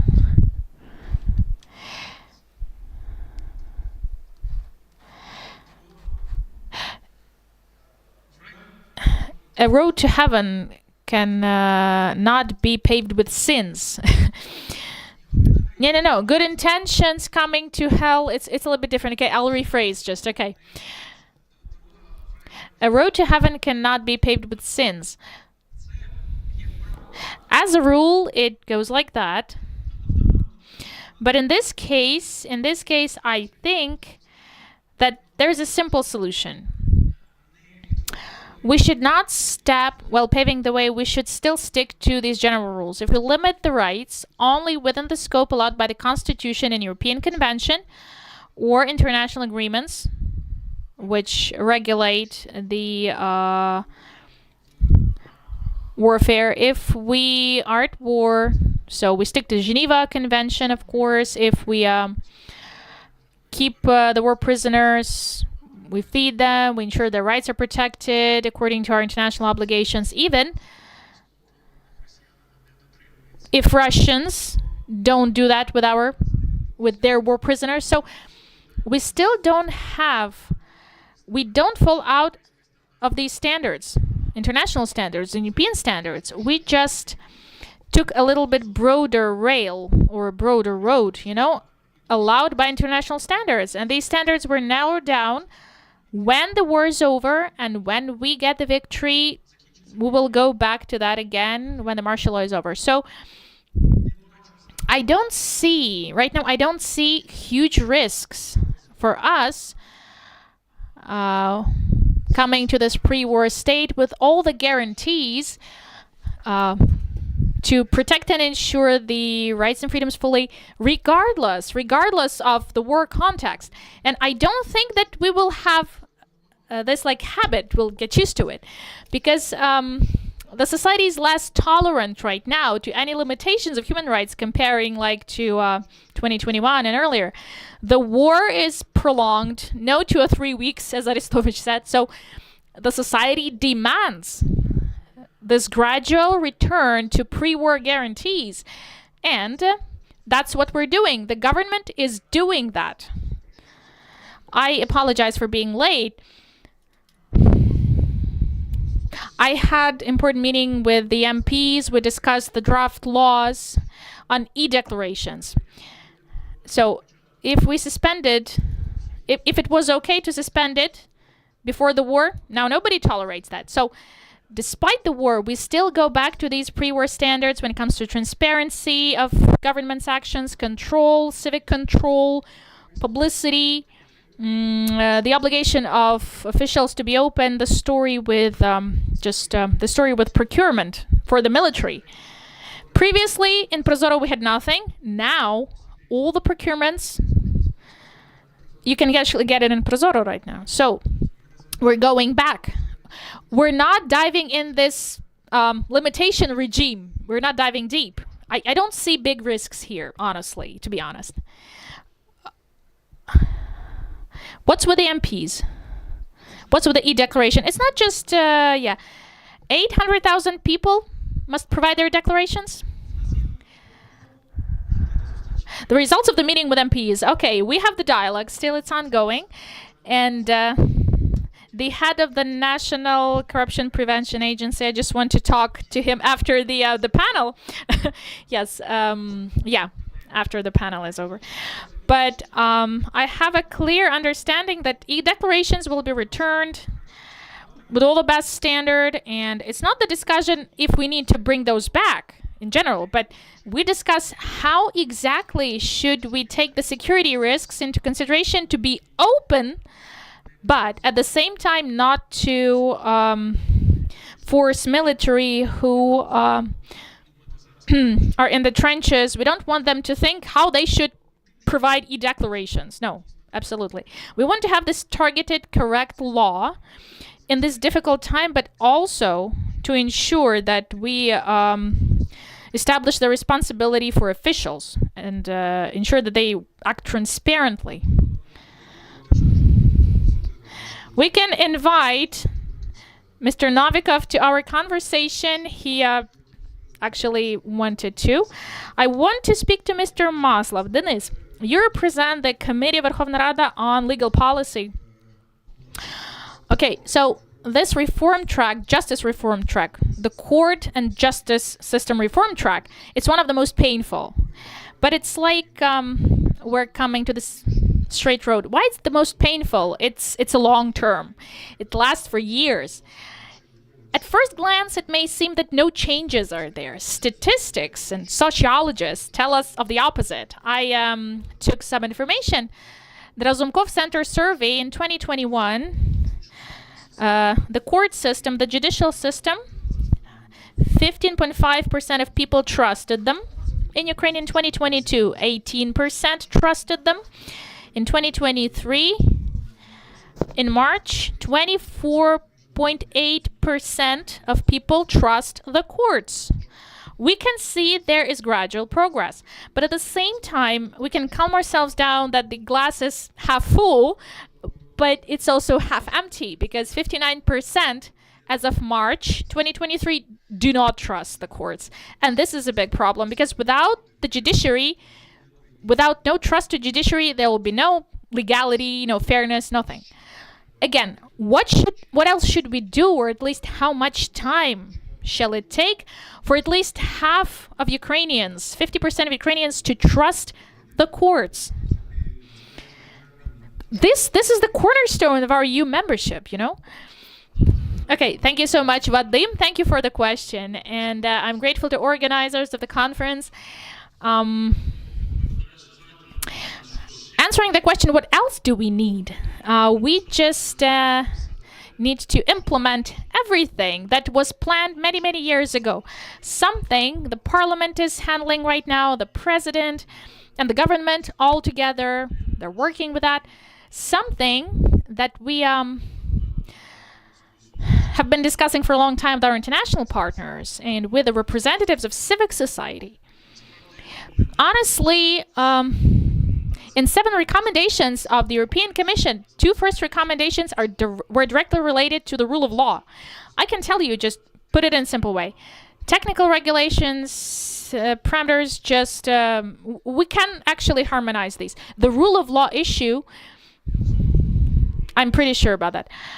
The rule of law itself is the precondition. This is the key thing.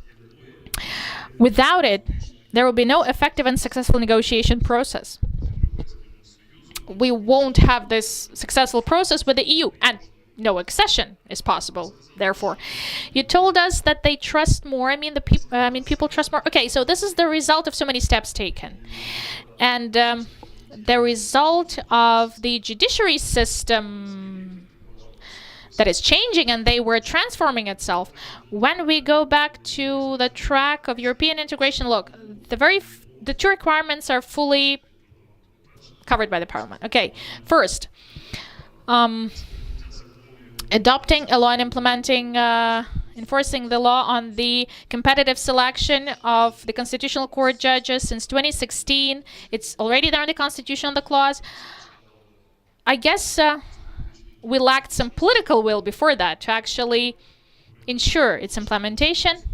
We started working when we came to the Parliament, so we finally the Parliament adopted that law. And right now, well, the president, we're still looking for the presidential signature. Maybe within just like minutes or hours, the president will sign this document.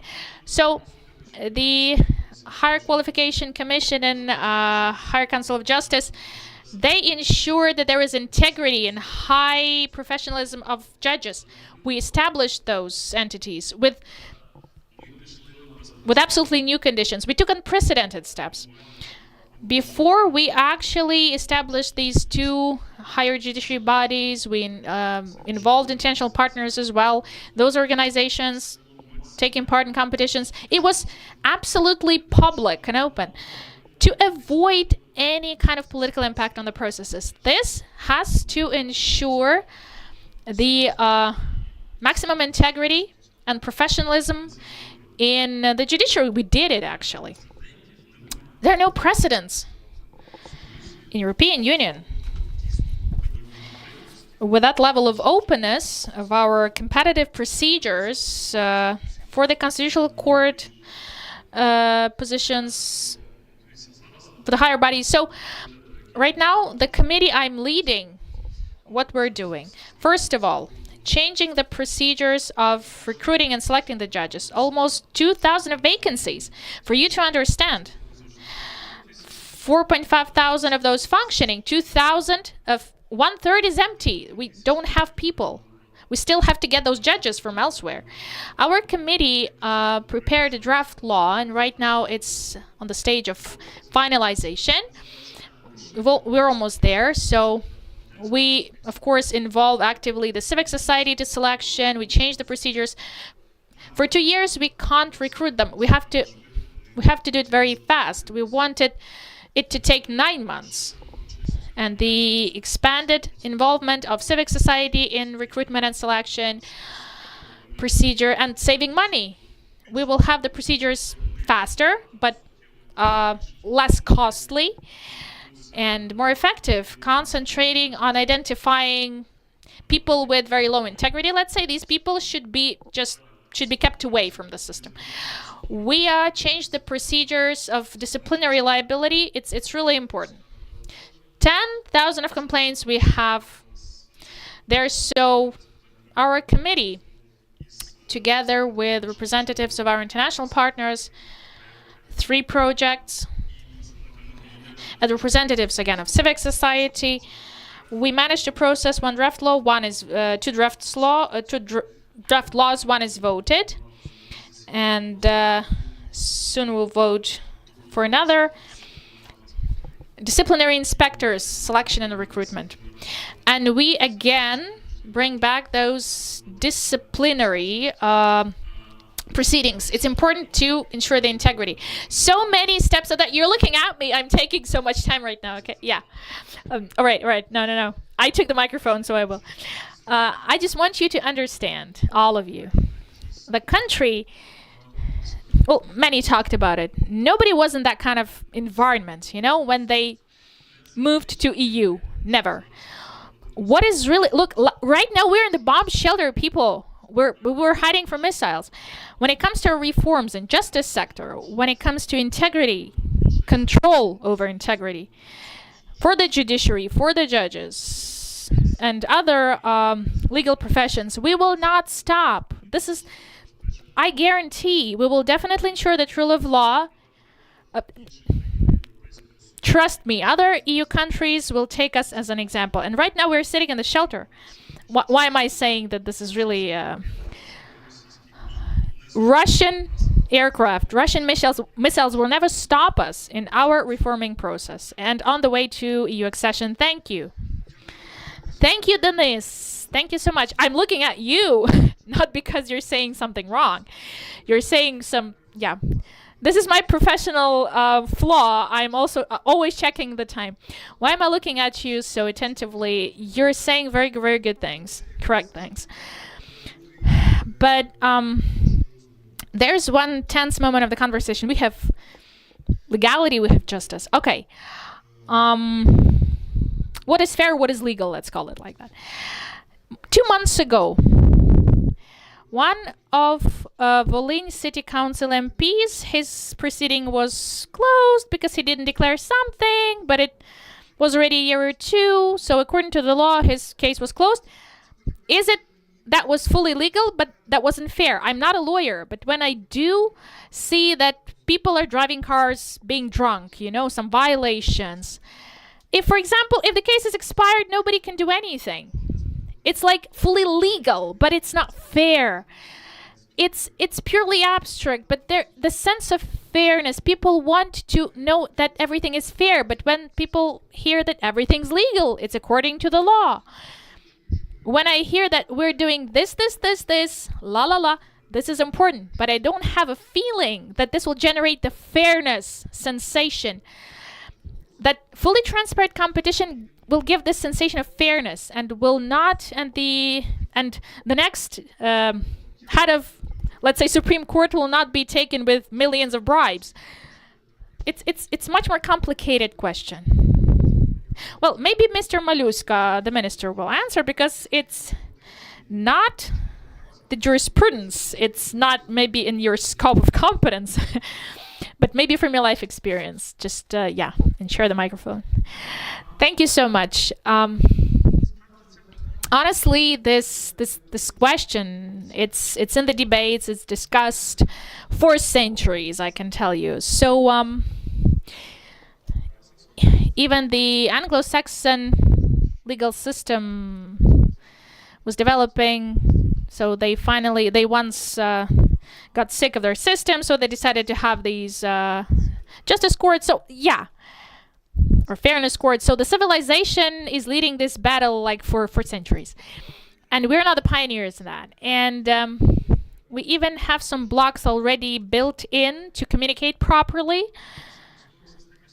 to articulate these decisions, because based on ethical rules, they are away from the publicity or like public discussions. This is not their profession. It's not their working rules. They're not paid for it. So the one who comments the court decision the most, who gives the press releases, not the courts, not the judges. They do it with poor quality and a limited amount. If the subject has an interest, an accused person, he has more opportunities to put that in the media, in social networks, like to discredit the court, give some messages there, or oppose the decisions. Even some law enforcement agencies, they learn to communicate better now. For example, 5 years ago, none of the law enforcement bodies was able to put these vests with big letters behind saying, they have many photos right now, like with all these acronyms, photos are taken, and we understand it's their job. They're learning. Live and learn. We can't do it without it. So this lack of trust to law enforcement and judges, it's not just because of objective flaws of the law enforcement system or judiciary, but it's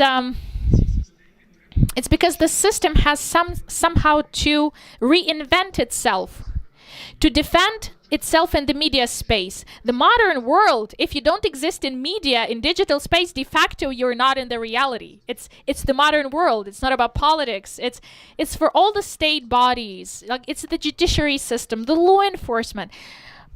All the governmental systems, they have to learn They have to show some exemplary cases, demonstrate that, explain the context. Your context that the case was closed because it was expired.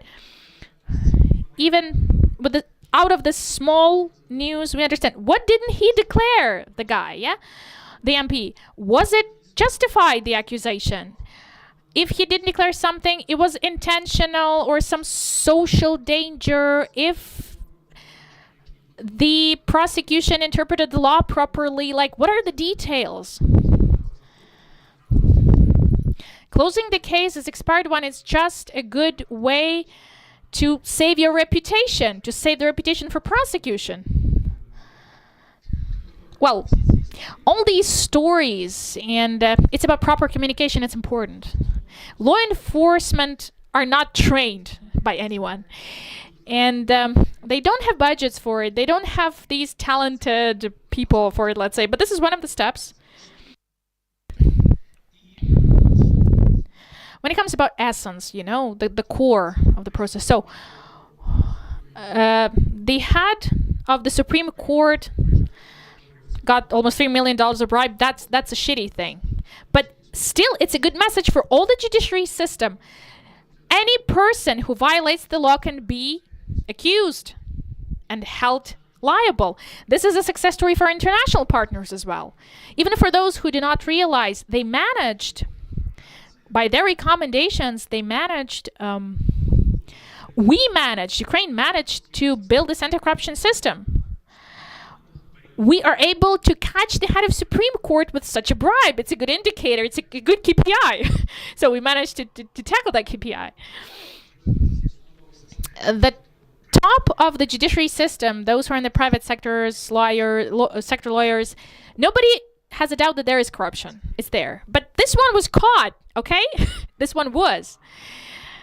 It will be a bad situation if we catch a second one. It means that we failed with the first, but with the first one, it's still a good story. It's a success story, okay? Okay, I have one remark. I agree that with the expiry days, there may be nuances, but I'm a citizen of Ukraine. We're about to become a part of EU, and I'm afraid that prosecution cannot say, yes, we were wrong, but they try to save their reputation in any way. This is not the European model of behavior, okay, guys? Okay, just then give it to me. Then give the mic back. All right, I will take this microphone as a captive. Okay, so this is a good story, and yes, in Western developed countries, a prosecutor can just calmly say that, okay, saying, I will not support the accusation, I will not put it to the court, because this is his professional opinion that there is no perspective. In Ukraine, we don't have that procedure, that I focus on the key thing and I don't have resources or like vague perspectives and I can discretionally do it. I will not support it.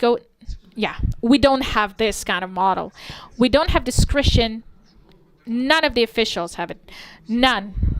No civil servants. We all just like sheep going in the same direction, breaking ourselves on the wall. You can't show that you are ineffective. You can't demonstrate that you can't get a result. It's better to act like that instead of taking responsibility and getting a discretion, because you will break yourself into a wall being inefficient as a civil servant or a law enforcement or prosecutor, or you can go to prison. In Western countries, they got rid of that. They have discretion, and sooner or later we'll be there. But so far, we have to play with different tools, analyzing the case, allowing it to expire, because other proper mechanism, it's not there. How to get rid of it with fewer consequences, let's say. We're still not there. Okay, thank you. Okay, I got the mic. Cool. So, the fairness, yes, it's legal affair. I'll tell you. I asked the dress code for the event. When I asked the dress code, they told me you have to wear a jacket. I took this like typical suit, but I already lost the habit. But this minister came in a jacket, but Okay, he feels, well, he came in this casual jacket and I have this classical jacket, so it's different. It's not fair. If seriously, what is the recipe for us to have this feeling of fairness? Yes? One of the effective steps is, I think, inclusive dialogue. Okay, I'll explain what that is. Many representatives of civic society, legal professionals, just citizens, they say, this is done wrong. It's unfair. It's unfair. Okay, stand up and become the part of the changes and be responsible for it. Let's do it all together. So each and everyone who feels that there is lack of justice and fairness, activists or professionals, sometimes they feel the lack of fairness as well. They have to become the part of the changes. Okay, changing something inside at your level, coming to higher levels, drafting the laws and feeling as a part of the process. Only then you have the understanding where the country is moving. Then you understand what you want to achieve and how exactly, with what means. And then you understand that you're the part of the process. You're a block of the structure. And then you can't just come and say, there's lack of fairness in the country, because it's harder to give that statement. You already are a part of change. You bear the responsibility as well, and you are a participant. And then you will have more understanding between the judiciary branch and the society. As I understand it, when people say that we need to increase the level of trust in society to judges, judiciary, I mean, in general, I formulated differently the purpose of any reform, any judiciary reform. In a healthy society, as I say, we must have something like that. The judiciary branch and the society. Between them, we have to reload the philosophy of relations. The society shouldn't attack the judiciary, but protect. And the judiciary must protect the society. Okay? Mutual protection, because independent judiciary branch, it's in the interest of society. They protect society and they protect each individual from any incorrect steps of legislators or executives. But when two other branches or someone illegally wants to affect a judge or the whole institution, then the society should protect the judiciary. When they will start protecting each other, I'll say, Vadim, we did it. We have the judiciary reform complete, and we definitely, it's gonna be fine. So this is the feature of a healthy society. Thank you. Do I want to live in that society? I do. And I just want to engage Oleksandr Novikov to conversation, but my colleague stole him for some comments. We will, again, have only 3 of us in the conversation. I agree with you fully, but I should note also that there is some similarity, it's metaphorical, some similarity in the attitude to courts and to journalists, to TV hosts. As a TV host, I can compare us because television is a team play, teamwork. A lot of people, editors, directors, I don't know, journalists, many of them. The TV host is bringing this to people on the screen. If it was made badly, poorly, no proper information collected, the TV host is responsible. People start saying the TV host was a shitty one today. With the judiciary, the same, okay? Because quite often, judiciary system cannot do anything if the accusation is prepared poorly. A judge is sticking to the law, and there is no chance to actually put the person in prison because the case itself is lousy. And it works like that. That's why a provocative question is there. Our law enforcement system, its intellectual, Ukrainian legal system, its intellectual level, is it enough for us to ensure justice?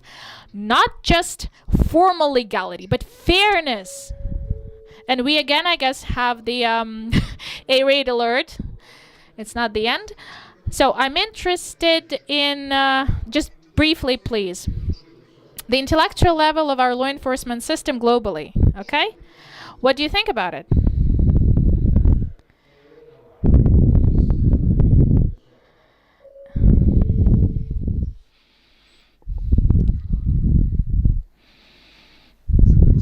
Okay, fairness and legality and intellectual level of law enforcement system. All right. Do I need to be honest about? Okay. All right. I will just. I will not tell anything about the intellectual level because we're streaming it right now. I will. Yeah. Okay. But regarding the fairness and legality, my vision, subjective vision, of course. I'll go back to the previous question. Yeah. Those who were corrupted, the law enforcement, those who were pushed away, and judges. My subjective impression is that they were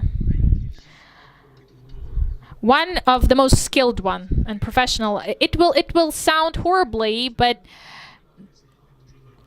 the most corrupted people, they know the law very well usually, and those who were the most creative and those who tried to put it in their pockets, they used the most creative ways to do it. They were very professional. Thank God they're out. No, because corruption and intellect is a horrible combination that kills the country. It may sound weird, but when we threw away those people within the last couple of years, the law enforcement and judges, those who were corrupted, the general level of knowledge and professionalism lowered a little bit. And those new people who come there, they have to learn. But their qualification is increasing. So I do have a hope that we'll have some good future in this sector. Legality and fairness, I have subjective opinion, maybe a wrong one. This is not an opinion of Ministry of Justice of Ukraine. This is my personal opinion. Yeah, I'm a guy in a t-shirt instead of a shirt. I'm a casual guy. So fairness, it's a higher league. It's like the British Premier League for us now. First, we need to have legality. When law enforcement and judges say that it's fully legal everywhere, I applaud. We go to the next level. Then we have to act in the name of fairness. But this is next level. Okay, let us make it legal first. And I just want... I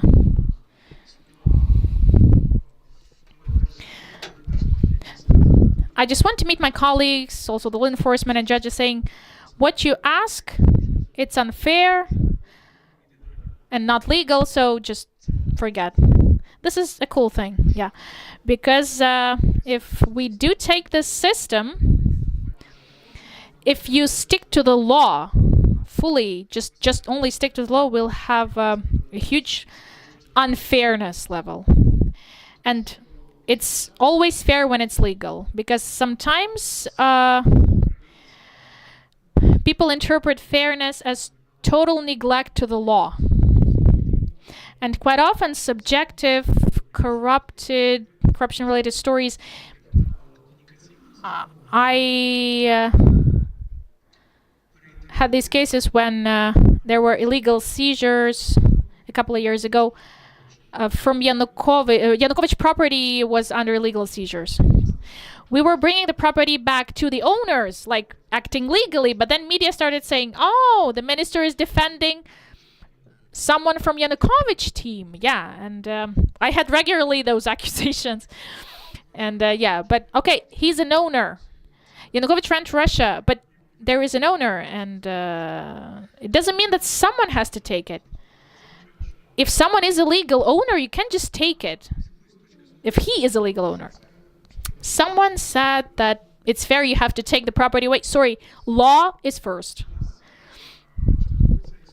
And now partially this thing works with the Russians. It's quite an unpopular message, but still we have Russians who are owners of some small property in Ukraine. Not those supporting aggression and oligarchs, no. Those who...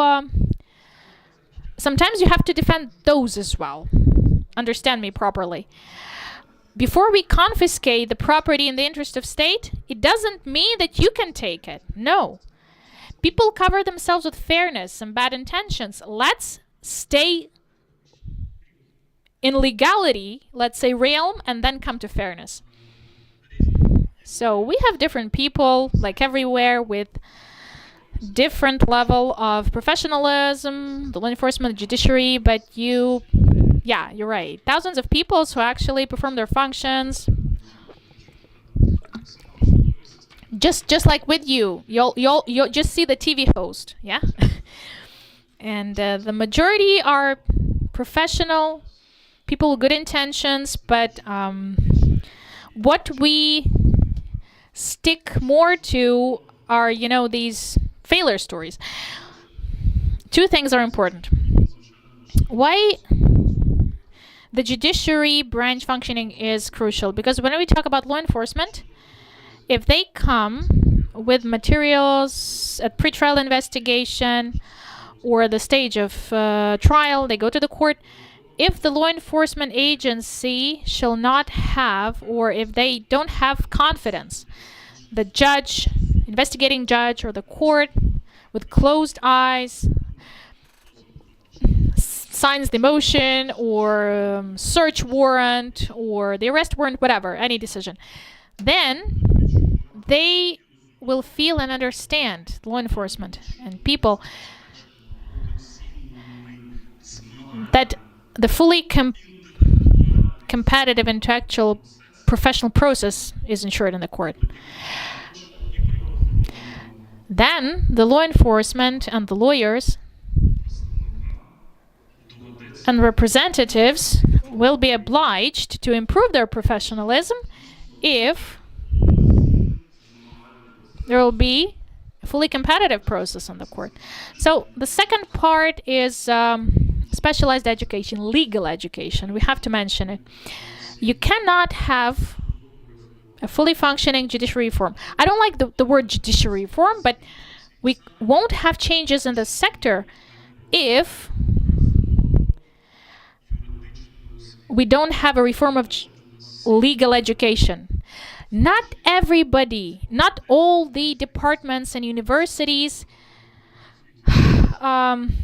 teach lawyers. Okay, all these people get their diplomas, then go to delivery services, McDonald's, or they become law enforcement, and then people ask, where is the professionalism? Okay, it's the reform of the legal education. It's in the focus of attention of our committee on legal policy. I think that we have the same idea with the minister. Legal education should be transformed. This is a part of the general change, a big change.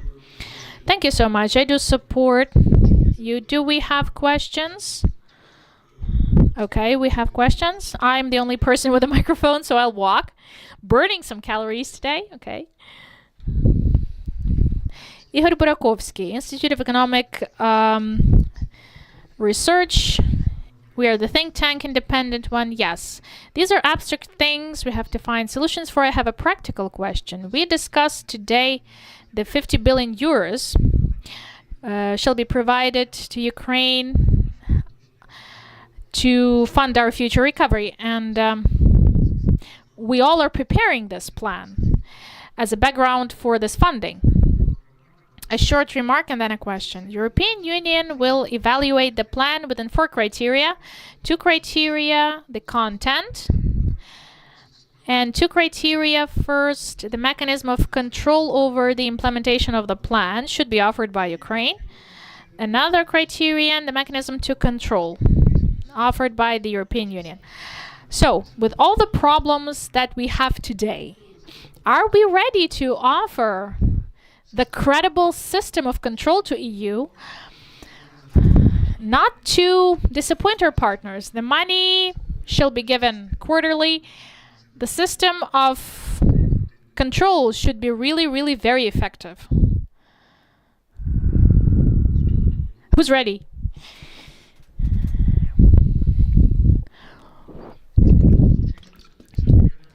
It sounds that 50 billion, you think it's a lot, but it's not for 1 year, okay? You're a think tank. You should be taught that first Yeah, you have to listen to the answer in full. It's not that it's not enough money. We're given more money. Our budget is mostly funded by our international partners. The intensity of money flow is even higher than planned with the European program, and we wouldn't be given the money if international partners weren't sure that we are able to control it. There will be a system of control, of course. This is a part of the requirements of partners on transparency of funding, transparency of our expenses covered by money from abroad. We had a lot of precedents already. Americans sent their inspectors. It was a public thing. Right now, our international partners are fully synchronized with us for us to make this fully transparent, the declarations, e-declarations to be restored, and many other things, which will justify the idea that Ukraine is transparently and we are fully controlling the funds of our partners. And it's not just because the society needs it or those representing the partners. We won't get the money if there is no effective control system. Parliaments, citizens of states helping us, they are human beings. They understand that if the money is just stolen or if there are risks, they will spend it inside the country and help their people, the taxpayers. And taxpayers, of course, want to help, first of all, themselves and their nations, not the country, which is like somewhere there, and if one can steal the money. So no problems are there. Yes, the control is established. We even have it now, and nothing extraordinary is there when it comes to the scope of resources and transparency of expenses. All the requirements shall be met, and we will do it. Just like my colleague said, we all are on the same page. Legislators, executive agencies, we have the same name. We both are Denis, and the Prime Minister is Denis as well. Yeah, we're fully synchronized. All the branches. Thank you.